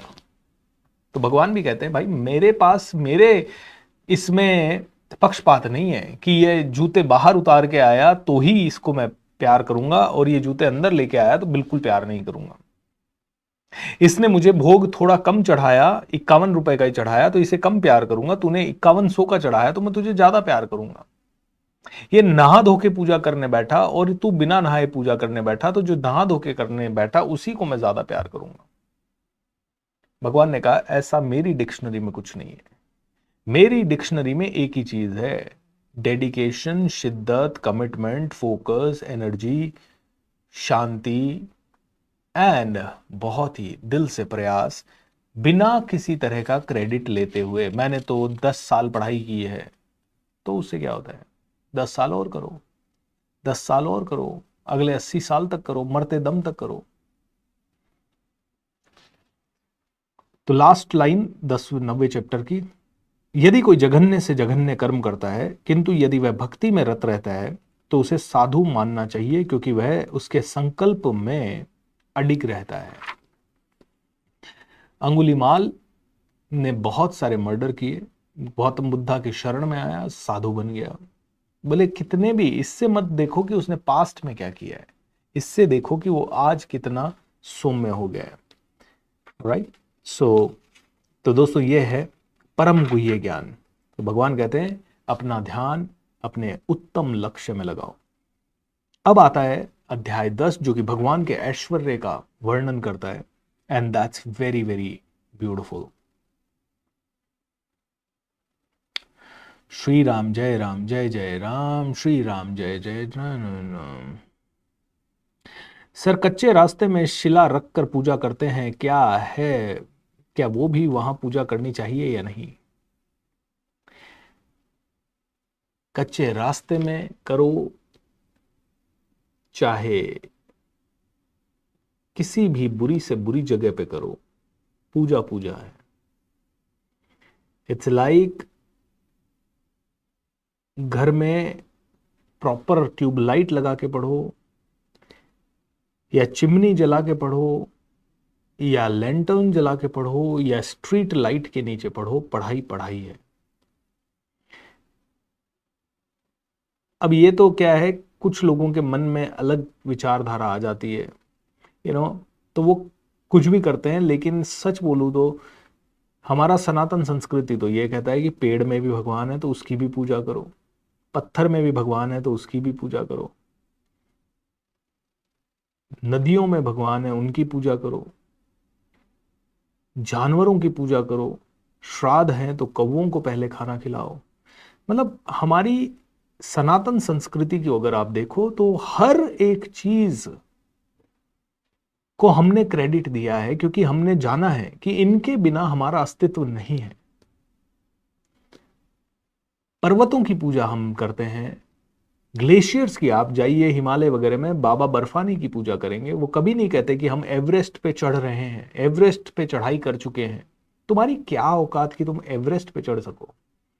एवरेस्ट ने तुम्हें अलाउ कर दिया इसलिए तुम चढ़ पाए, नहीं तो 1 सेकंड में तुम्हें खा जाए। तो मैं एवरेस्ट फतेह करके आ रहा हूं, तुम एवरेस्ट फतेह कर लोगे? No, you can not do that, it's impossible for you. हाँ, आप किसी कारण से आपको विनम्र होकर ये कहना होगा मैं एवरेस्ट जाके आया हूं, एवरेस्ट ने मुझे अलाउ किया है कि मैं चढ़ सकूं। तो हमने नदियों, पहाड़ों, पत्थरों, सनातन संस्कृति में हर आदमी का स्थान है, हर जीव का स्थान है, और यही होना चाहिए, क्योंकि तुम बहुत छोटे हो, हम बहुत छोटे हैं। आप देखिए, एक कोविड आया, अदृश्य सा वायरस कहां से आया और सारी दुनिया बंद हो गई। सारे अहंकारी लोग सब डर के मारे बाहर निकलने से भी डरने लगे।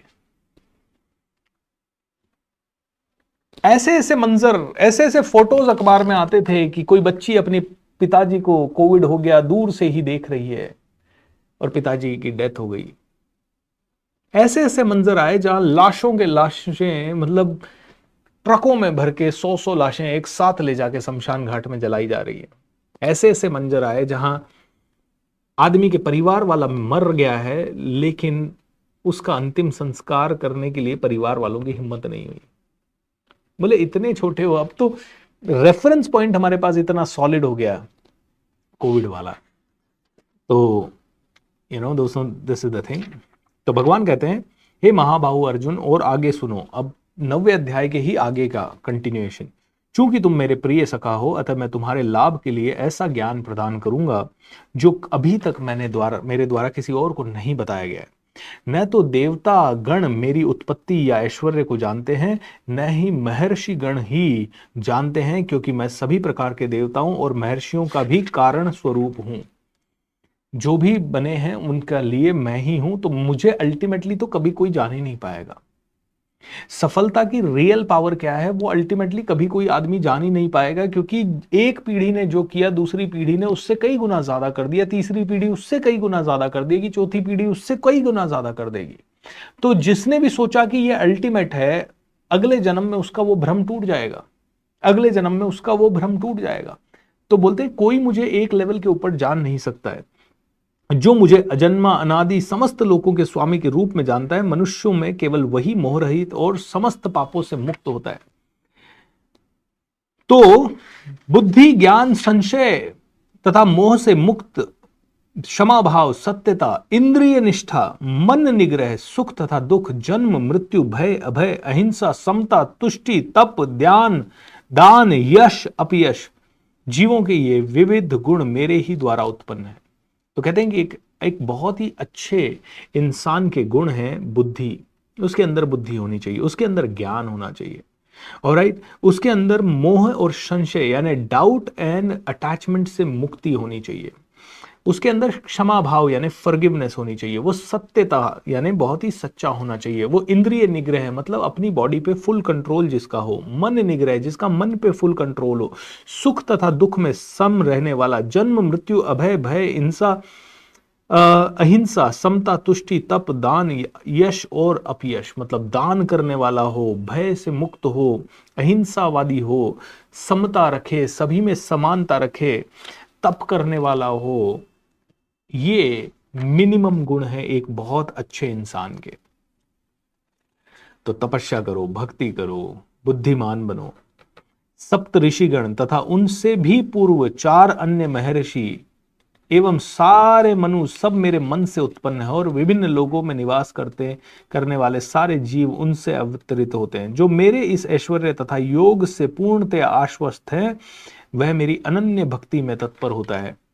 मैं समस्त आध्यात्मिक तथा भौतिक जगतों का कारण हूं, प्रत्येक वस्तु मुझ में ही उद्धित है। जो बुद्धिमान ये भली भांति जानते हैं, वे मेरे प्रति मेरे प्रेमा भक्ति में लगते हैं। तो दोस्तों देखिए, अल्टीमेट हम अपने लक्ष्य को प्राप्त करने के लिए कार्य करें, नंबर 1। और अगर हम अल्टीमेटली ट्रूथ, जो रियल ट्रूथ है कि हमारी आत्मा इस धरती पे आई क्यों है, इसी शरीर में हमने प्रवेश क्यों लिया है, इसी तरह का वातावरण हमें क्यों मिल रहा है, हमारे सारे आसपास के लोग इन्हीं चीजों में क्यों उलझ रहे हैं, चाहते हुए भी लोग अपने विकारों से मुक्त क्यों नहीं हो पा रहे हैं, चाहते हुए भी लोग तेरा मेरा अपना पराया क्यों करते हैं, चाहते हुए भी लोग ना चाहते हुए भी लोग क्यों छोटी छोटी चीजें करने लगते हैं और अपने पूरे जीवन को बर्बाद कर देते हैं। आप देखिए लाखों लोग अपने जीवन को कैसे बर्बाद कर रहे हैं, तो क्यों बर्बाद। तो अगर हम सिर्फ इतना समझ लें कि लोग अपने जीवन को बर्बाद क्यों कर रहे हैं और क्या मुझे भी बर्बाद करना चाहिए, क्या मुझे भी सिर्फ ऐसे ही जीना चाहिए, बेहोश होके जीना चाहिए, इतना समझ गए तो बहुत कुछ समझ गए। कोई मुझे कहता है कि भैया भूपेंद्र तुम ट्रेनर हो, तुम्हें ऐसा करना चाहिए। मुझे आजकल 70% 80% ट्रेनर्स के साथ बैठने में कोई इंटरेस्ट नहीं रहा, क्योंकि जब भी वो लोगों के साथ बैठता हूँ वो लोग एक ही बात, अरे आपके तो इतने फॉलोवर है, आप तो इतना पैसा कमा रहे हो, अरे वो वाला ट्रेनर तो आजकल इतना ज्यादा कमा रहा है। अरे यार, कमाई मेरा कभी उद्देश्य ही नहीं था इस फील्ड में आने का। मेरा एक ही उद्देश्य था इस फील्ड में आने का कि मुझे किसी ने बदला, मैं किसी को बदल दूं, बस इतना ही था। नहीं नहीं, कमाई भी तो फैक्ट ऑफ लाइफ है, बिल्कुल फैक्ट ऑफ लाइफ है। और हम लक्ष्य बनाते हैं अपनी कंपनी का, जब हमारी टीम के साथ बैठते हैं, प्लानिंग करते हैं, आगे जाना है, हमारे कोच के साथ बैठते हैं, प्लानिंग करते हैं, आगे जाना है, आगे रिट्रीट सेंटर बनाना है, उसके लिए इतने पैसे चाहिए तो उसके लिए ये आएगा, उसके बाद हॉस्पिटल बनाना है, उसके लिए इतने पैसे चाहिए तो वो कहाँ से आएंगे, उसके बाद स्कूल खोलनी है, उसके लिए कितने पैसे।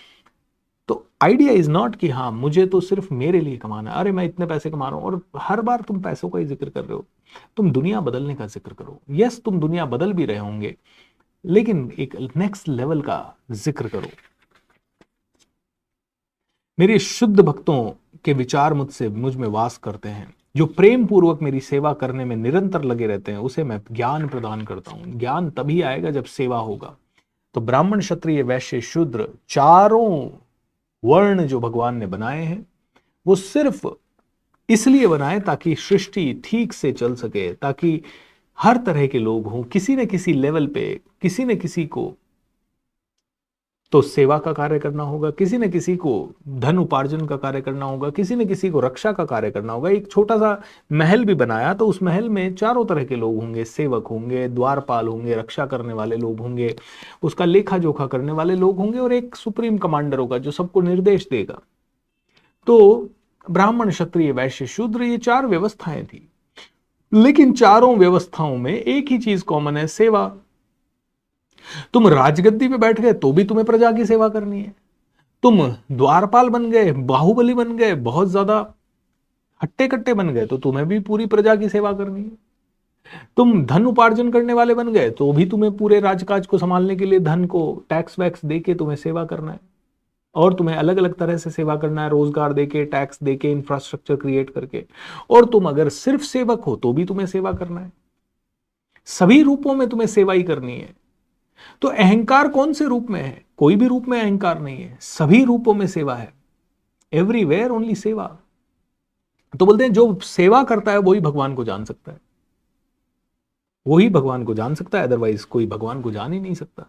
जो सेवक की तरह कार्य करेगा वो ही लोगों की उन्नति के लिए शायद कुछ कर पाएगा, अदरवाइज कुछ नहीं कर पाएगा। इसीलिए कहते हैं सेवा परमो धर्म है। अर्जुन कहता है आप परम भगवान, परम धाम, परम पवित्र, परम सत्य हैं। आप नित्य, दिव्य, आदि पुरुष, अजन्मा तथा महानतम हैं। नारद, असित, देवल तथा व्यास जैसे ऋषि आपके इस सत्य की पुष्टि करते हैं, और अब आप स्वयं भी मुझसे प्रकट कह रहे हैं। अब अर्जुन को 10वें अध्याय तक आते आते समझ में आ जाता है भगवान क्या है। तो अब भगवान नहीं कह रहे हैं कि मैं कौन हूं, अब अर्जुन कह रहा है कि मुझे समझ में आ गया कि आप कौन हैं। तो अब आपको 10वें अध्याय तक आपको भी समझ में आ जाना चाहिए कि आप कौन है और भगवान कौन है, और आपका परम लक्ष्य क्या है और कर्म क्या है। हे कृष्ण, आपने मुझसे जो भी कहा उससे मैं पूर्ण सत्य मानता हूं। हे प्रभु, न तो देवता गण न असुर गण ही आपके स्वरूप को समझ सकते हैं। हे परम पुरुष, हे सबके उद्गम, हे समस्त प्राणियों के स्वामी, हे देवों के देव, हे ब्रह्मांड के प्रभु, निसंदेह एकमात्र आप ही अपने को अपने अंतरंगात शक्ति से जानने वाले हैं। कृपा करके विस्तार पूर्वक मुझे अपने उन देवी ऐश्वर्यों को बताएं जिनके द्वारा आप इन समस्त लोकों में व्याप्त है। तो अर्जुन पूछता है और क्या क्या ऐश्वर्य हैं भगवान आपके। तो थोड़ा शॉर्ट में जल्दी जल्दी पढ़ देता हूं। तो अर्जुन पूछता है मैं किस तरह से आपका चिंतन करूं, बताइए, मैं किस तरह से आपको भजूं ये भी बताइए, मैं आपका किन किन स्वरूपों में स्मरण करूं, अगर अर्जुन पूछता है। तो भगवान कहते हैं अब मैं तुम्हें अपने मुख से अपने मुख्य मुख्य वैभवयुक्त रूपों का वर्णन करूंगा, क्योंकि हे अर्जुन मेरा ऐश्वर्य असीम है। तो भगवान क्या कहते हैं, मैं समस्त जीवों के हृदय में स्थित परमात्मा हूं, मैं ही समस्त जीवों का आदि मध्य एवं अंत हूं। मैं आदित्यों में विष्णु, प्रकाशों में तेजस्वी सूर्य, मरुतों में मरीचि तथा नक्षत्रों में चंद्रमा हूं। मैं वेदों में सामवेद, देवों में स्वर्ग का राजा इंद्र, इंद्रियों में मन हूं तथा समस्त जीवों की जीवन शक्ति का चेतना चलाने वाला हूं। मैं समस्त रुद्रों में शिव हूं, यक्षों तथा राक्षसों में संपत्ति का देवता कुबेर हूं, वसुओं में अग्नि हूं और समस्त पर्वतों में मैं मेरु हूं। हे अर्जुन, मुझे समस्त राज पुरोहितों में मुख्य पुरोहित बृहस्पति जानो। मैं ही समस्त सेना नायकों में कार्तिकेय हूं एंड समस्त जलाशयों में समुद्र हूं। मैं समस्त वृक्षों में अश्वत्थ वृक्ष हूं और मैं ही देव ऋषियों में नारद हूं। मैं गंधर्व में चित्र रथ हूं और सिद्ध पुरुषों में कपिल मुनि हूं। दैत्यों में मैं भक्तराज प्रहलाद हूं, दमन करने वाला हूं। काल पशुओं में सिंह हूं तथा पक्षियों में मैं गरुड़ हूं। समस्त पवित्र करने वालों में मैं वायु हूं। शस्त्रधारियों में मैं राम हूं। मछलियों में मैं मगर तथा नदियों में मैं गंगा हूं। हे अर्जुन, मैं समस्त सृष्टियों के आदि, मध्य और अंत में हूं। मैं समस्त विद्याओं में अध्यात्म विद्या हूं और तर्क शक्तियों में निर्णायक सत्य हूं। मैं सर्वभक्षी मृत्यु हूं और मैं ही आगे होने वाले, उत्पन्न करने वाले स्त्रियों मैं कीर्ति हूं।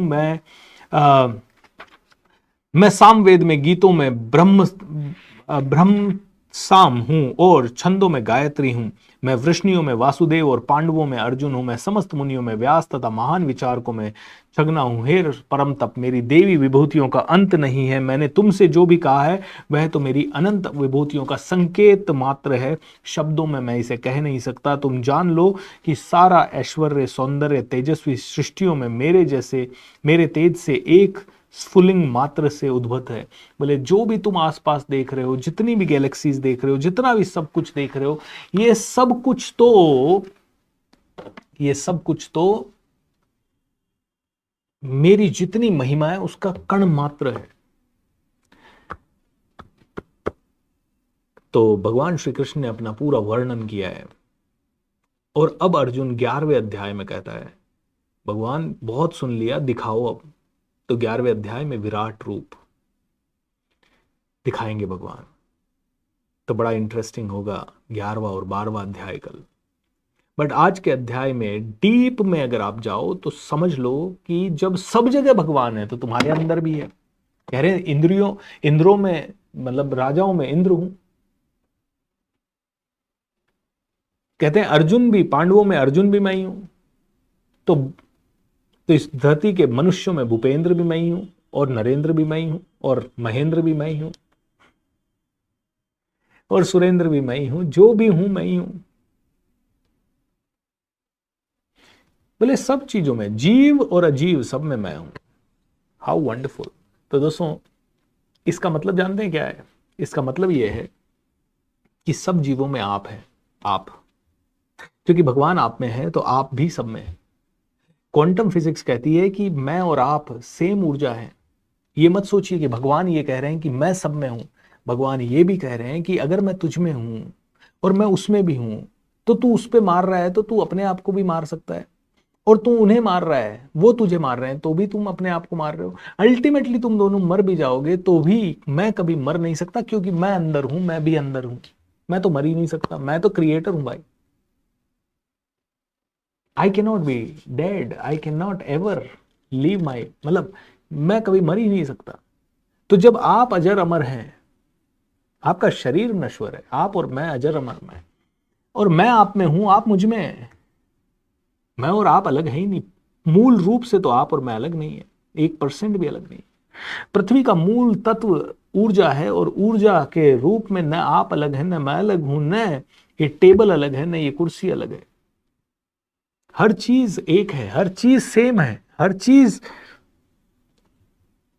जब एक ही है तो हम सब कनेक्टेड है।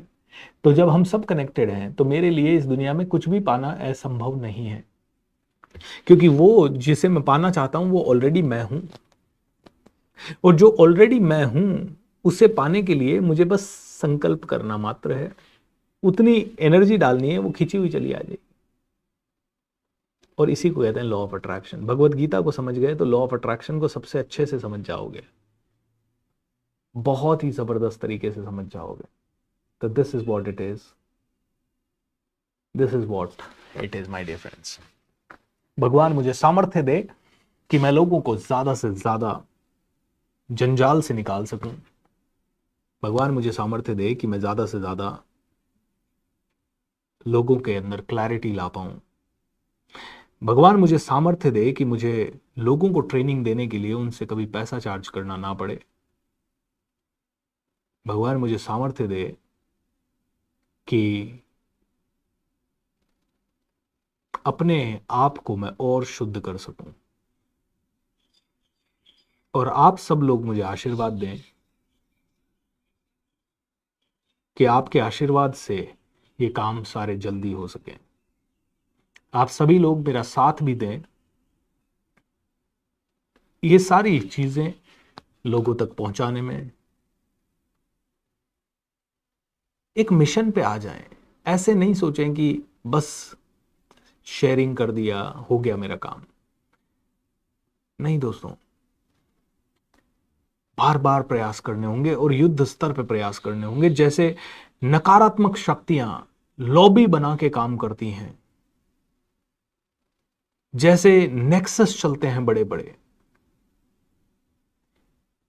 और वो पूरा एक प्रोपेगेंडा बना के पूरी दुनिया में एक ऑर्गेनाइज्ड रूप से बदलाव लाती है, वैसे एक संगठन बने, वैसे एक मिशन लेके चलें कि सात्विक चीजों को जल्दी से जल्दी ज्यादा से ज्यादा लोगों को पहुंचाना है। नए नए ज्ञान देने से दुनिया नहीं बदलेगी। आप किसी को भी बिठा के नहीं तू सुना कर ये कर, वो कभी नहीं सुनेगा। आप टेक्टफुली लोगों को अंडरस्टैंड करें, पहले उनके जैसा बनने की कोशिश करें और फिर उन्हें अपने जैसा बनाएं। You can not force people to learn, it's impossible. आप उन्हें स्मार्टली, जितने यूनिक तरीके फिल्म इंडस्ट्री, और फिल्म इंडस्ट्री आपको पता नहीं है, बहुत ही ऑर्गेनाइज्ड तरीके से ब्रेन वॉश करने का तरीका है ये, जो कि कौन किसका ब्रेन इसके पीछे चल रहा है आपको और मुझे तो पता ही नहीं है। अब ये अभिव्यक्ति की आजादी, कला की आजादी, सब कुछ आ गया है, वो बात अलग है। ये तो ठीक है, अब थोड़े डरने लगे हैं फिल्म स्टार्स कि किसी भी तरह की मूवी नहीं बना पाते। नहीं तो बीच में तो आपने देखा किसी भी भगवान का, किसी भी धर्म का, किसी भी तरह से मजाक उड़ाने में ये लोग माहिर हो गए थे, किसी भी लेवल पे। लेकिन आज जो चीजें हम एक्सेप्ट कर रहे हैं, जिनके ऊपर हम प्रोटेस्ट कर रहे हैं, प्रोटेस्ट नहीं कर रहे हैं, वो सब चीजें चल रही है। We must really really make a great nexus of positivity, एक जबरदस्त पॉजिटिविटी का नेक्सस, एक जबरदस्त आध्यात्मिक शक्तियों का नेक्सस। वैसे अपने अपने कैपेसिटीज में धर्मगुरु कर रहे हैं, बट मैं धर्मगुरु बन के नहीं करना चाहता। मैं एक साधारण इंसान बन के करना चाहता हूं, क्योंकि धर्मगुरु बनते ही लोग कहते हैं अच्छा धर्मगुरु है, फिर भी कार तो इसकी बहुत जबरदस्त थाली है। भैया मैं बढ़िया से बढ़िया कार में चलूंगा, क्योंकि मैं स्ट्रगल करने नहीं आया हूं। क्यों करूं मैं स्ट्रगल? मैं उस कार में बैठ के भी उस कार से डिटैच हो सकता हूं, रह सकता हूं। बिना कार के चलने का मौका आया तो भी चलेंगे, और कार अच्छी दे रहा है भगवान तो उसे भी इंजॉय करेंगे। ओके, नहीं तो आज छोटी सी चीज पे बवाल हो जाता है, अरे काय के धर्म गुरु हैं ये लोग, तो महलों में रहते हैं। अरे तो मतलब तुम क्या चाहते हो? सिर्फ अच्छी चीजें बोलने वाला व्यक्ति गंदगी में पड़ा रहे? No boss, things have changed, things are changing, things are changing. आप महलों में रहें चाहे झोपड़े में रहें, अगर आपका अटैचमेंट उनसे नहीं है तो इट्स ऑल राइट। लेकिन अगर आपका अटैचमेंट है कि महल की एक ईंट पे कुछ गलती हो गई, या किसी ने एक दीवार के कलर पे कुछ ढोल दिया और उससे हम इतने आग बबूला हो गए कि उस आदमी को हमने मारना पीटना गाली देना शुरू कर दिया, तो फिर गलत है। तो फिर आप साधु संत नहीं हो। तो कहने का मतलब है पॉजिटिविटी को बहुत फैलाएं, बहुत ज्यादा बड़ा कार्य करें। मुझे भी आशीर्वाद दें और आप भी जबरदस्त अनंत कीर्ति को प्राप्त हों। बोलिए योगेश्वर श्री कृष्ण भगवान की जय। सर्वे भवन्तु सुखिनः, सर्वे सन्तु निरामया, सर्वे भद्राणि पश्यन्तु, मा कश्चित् दुःख भाग् भवेत्। ओम शांति शांति शांति। How wonderful. Thank you so much everyone. Be happy, lots of love.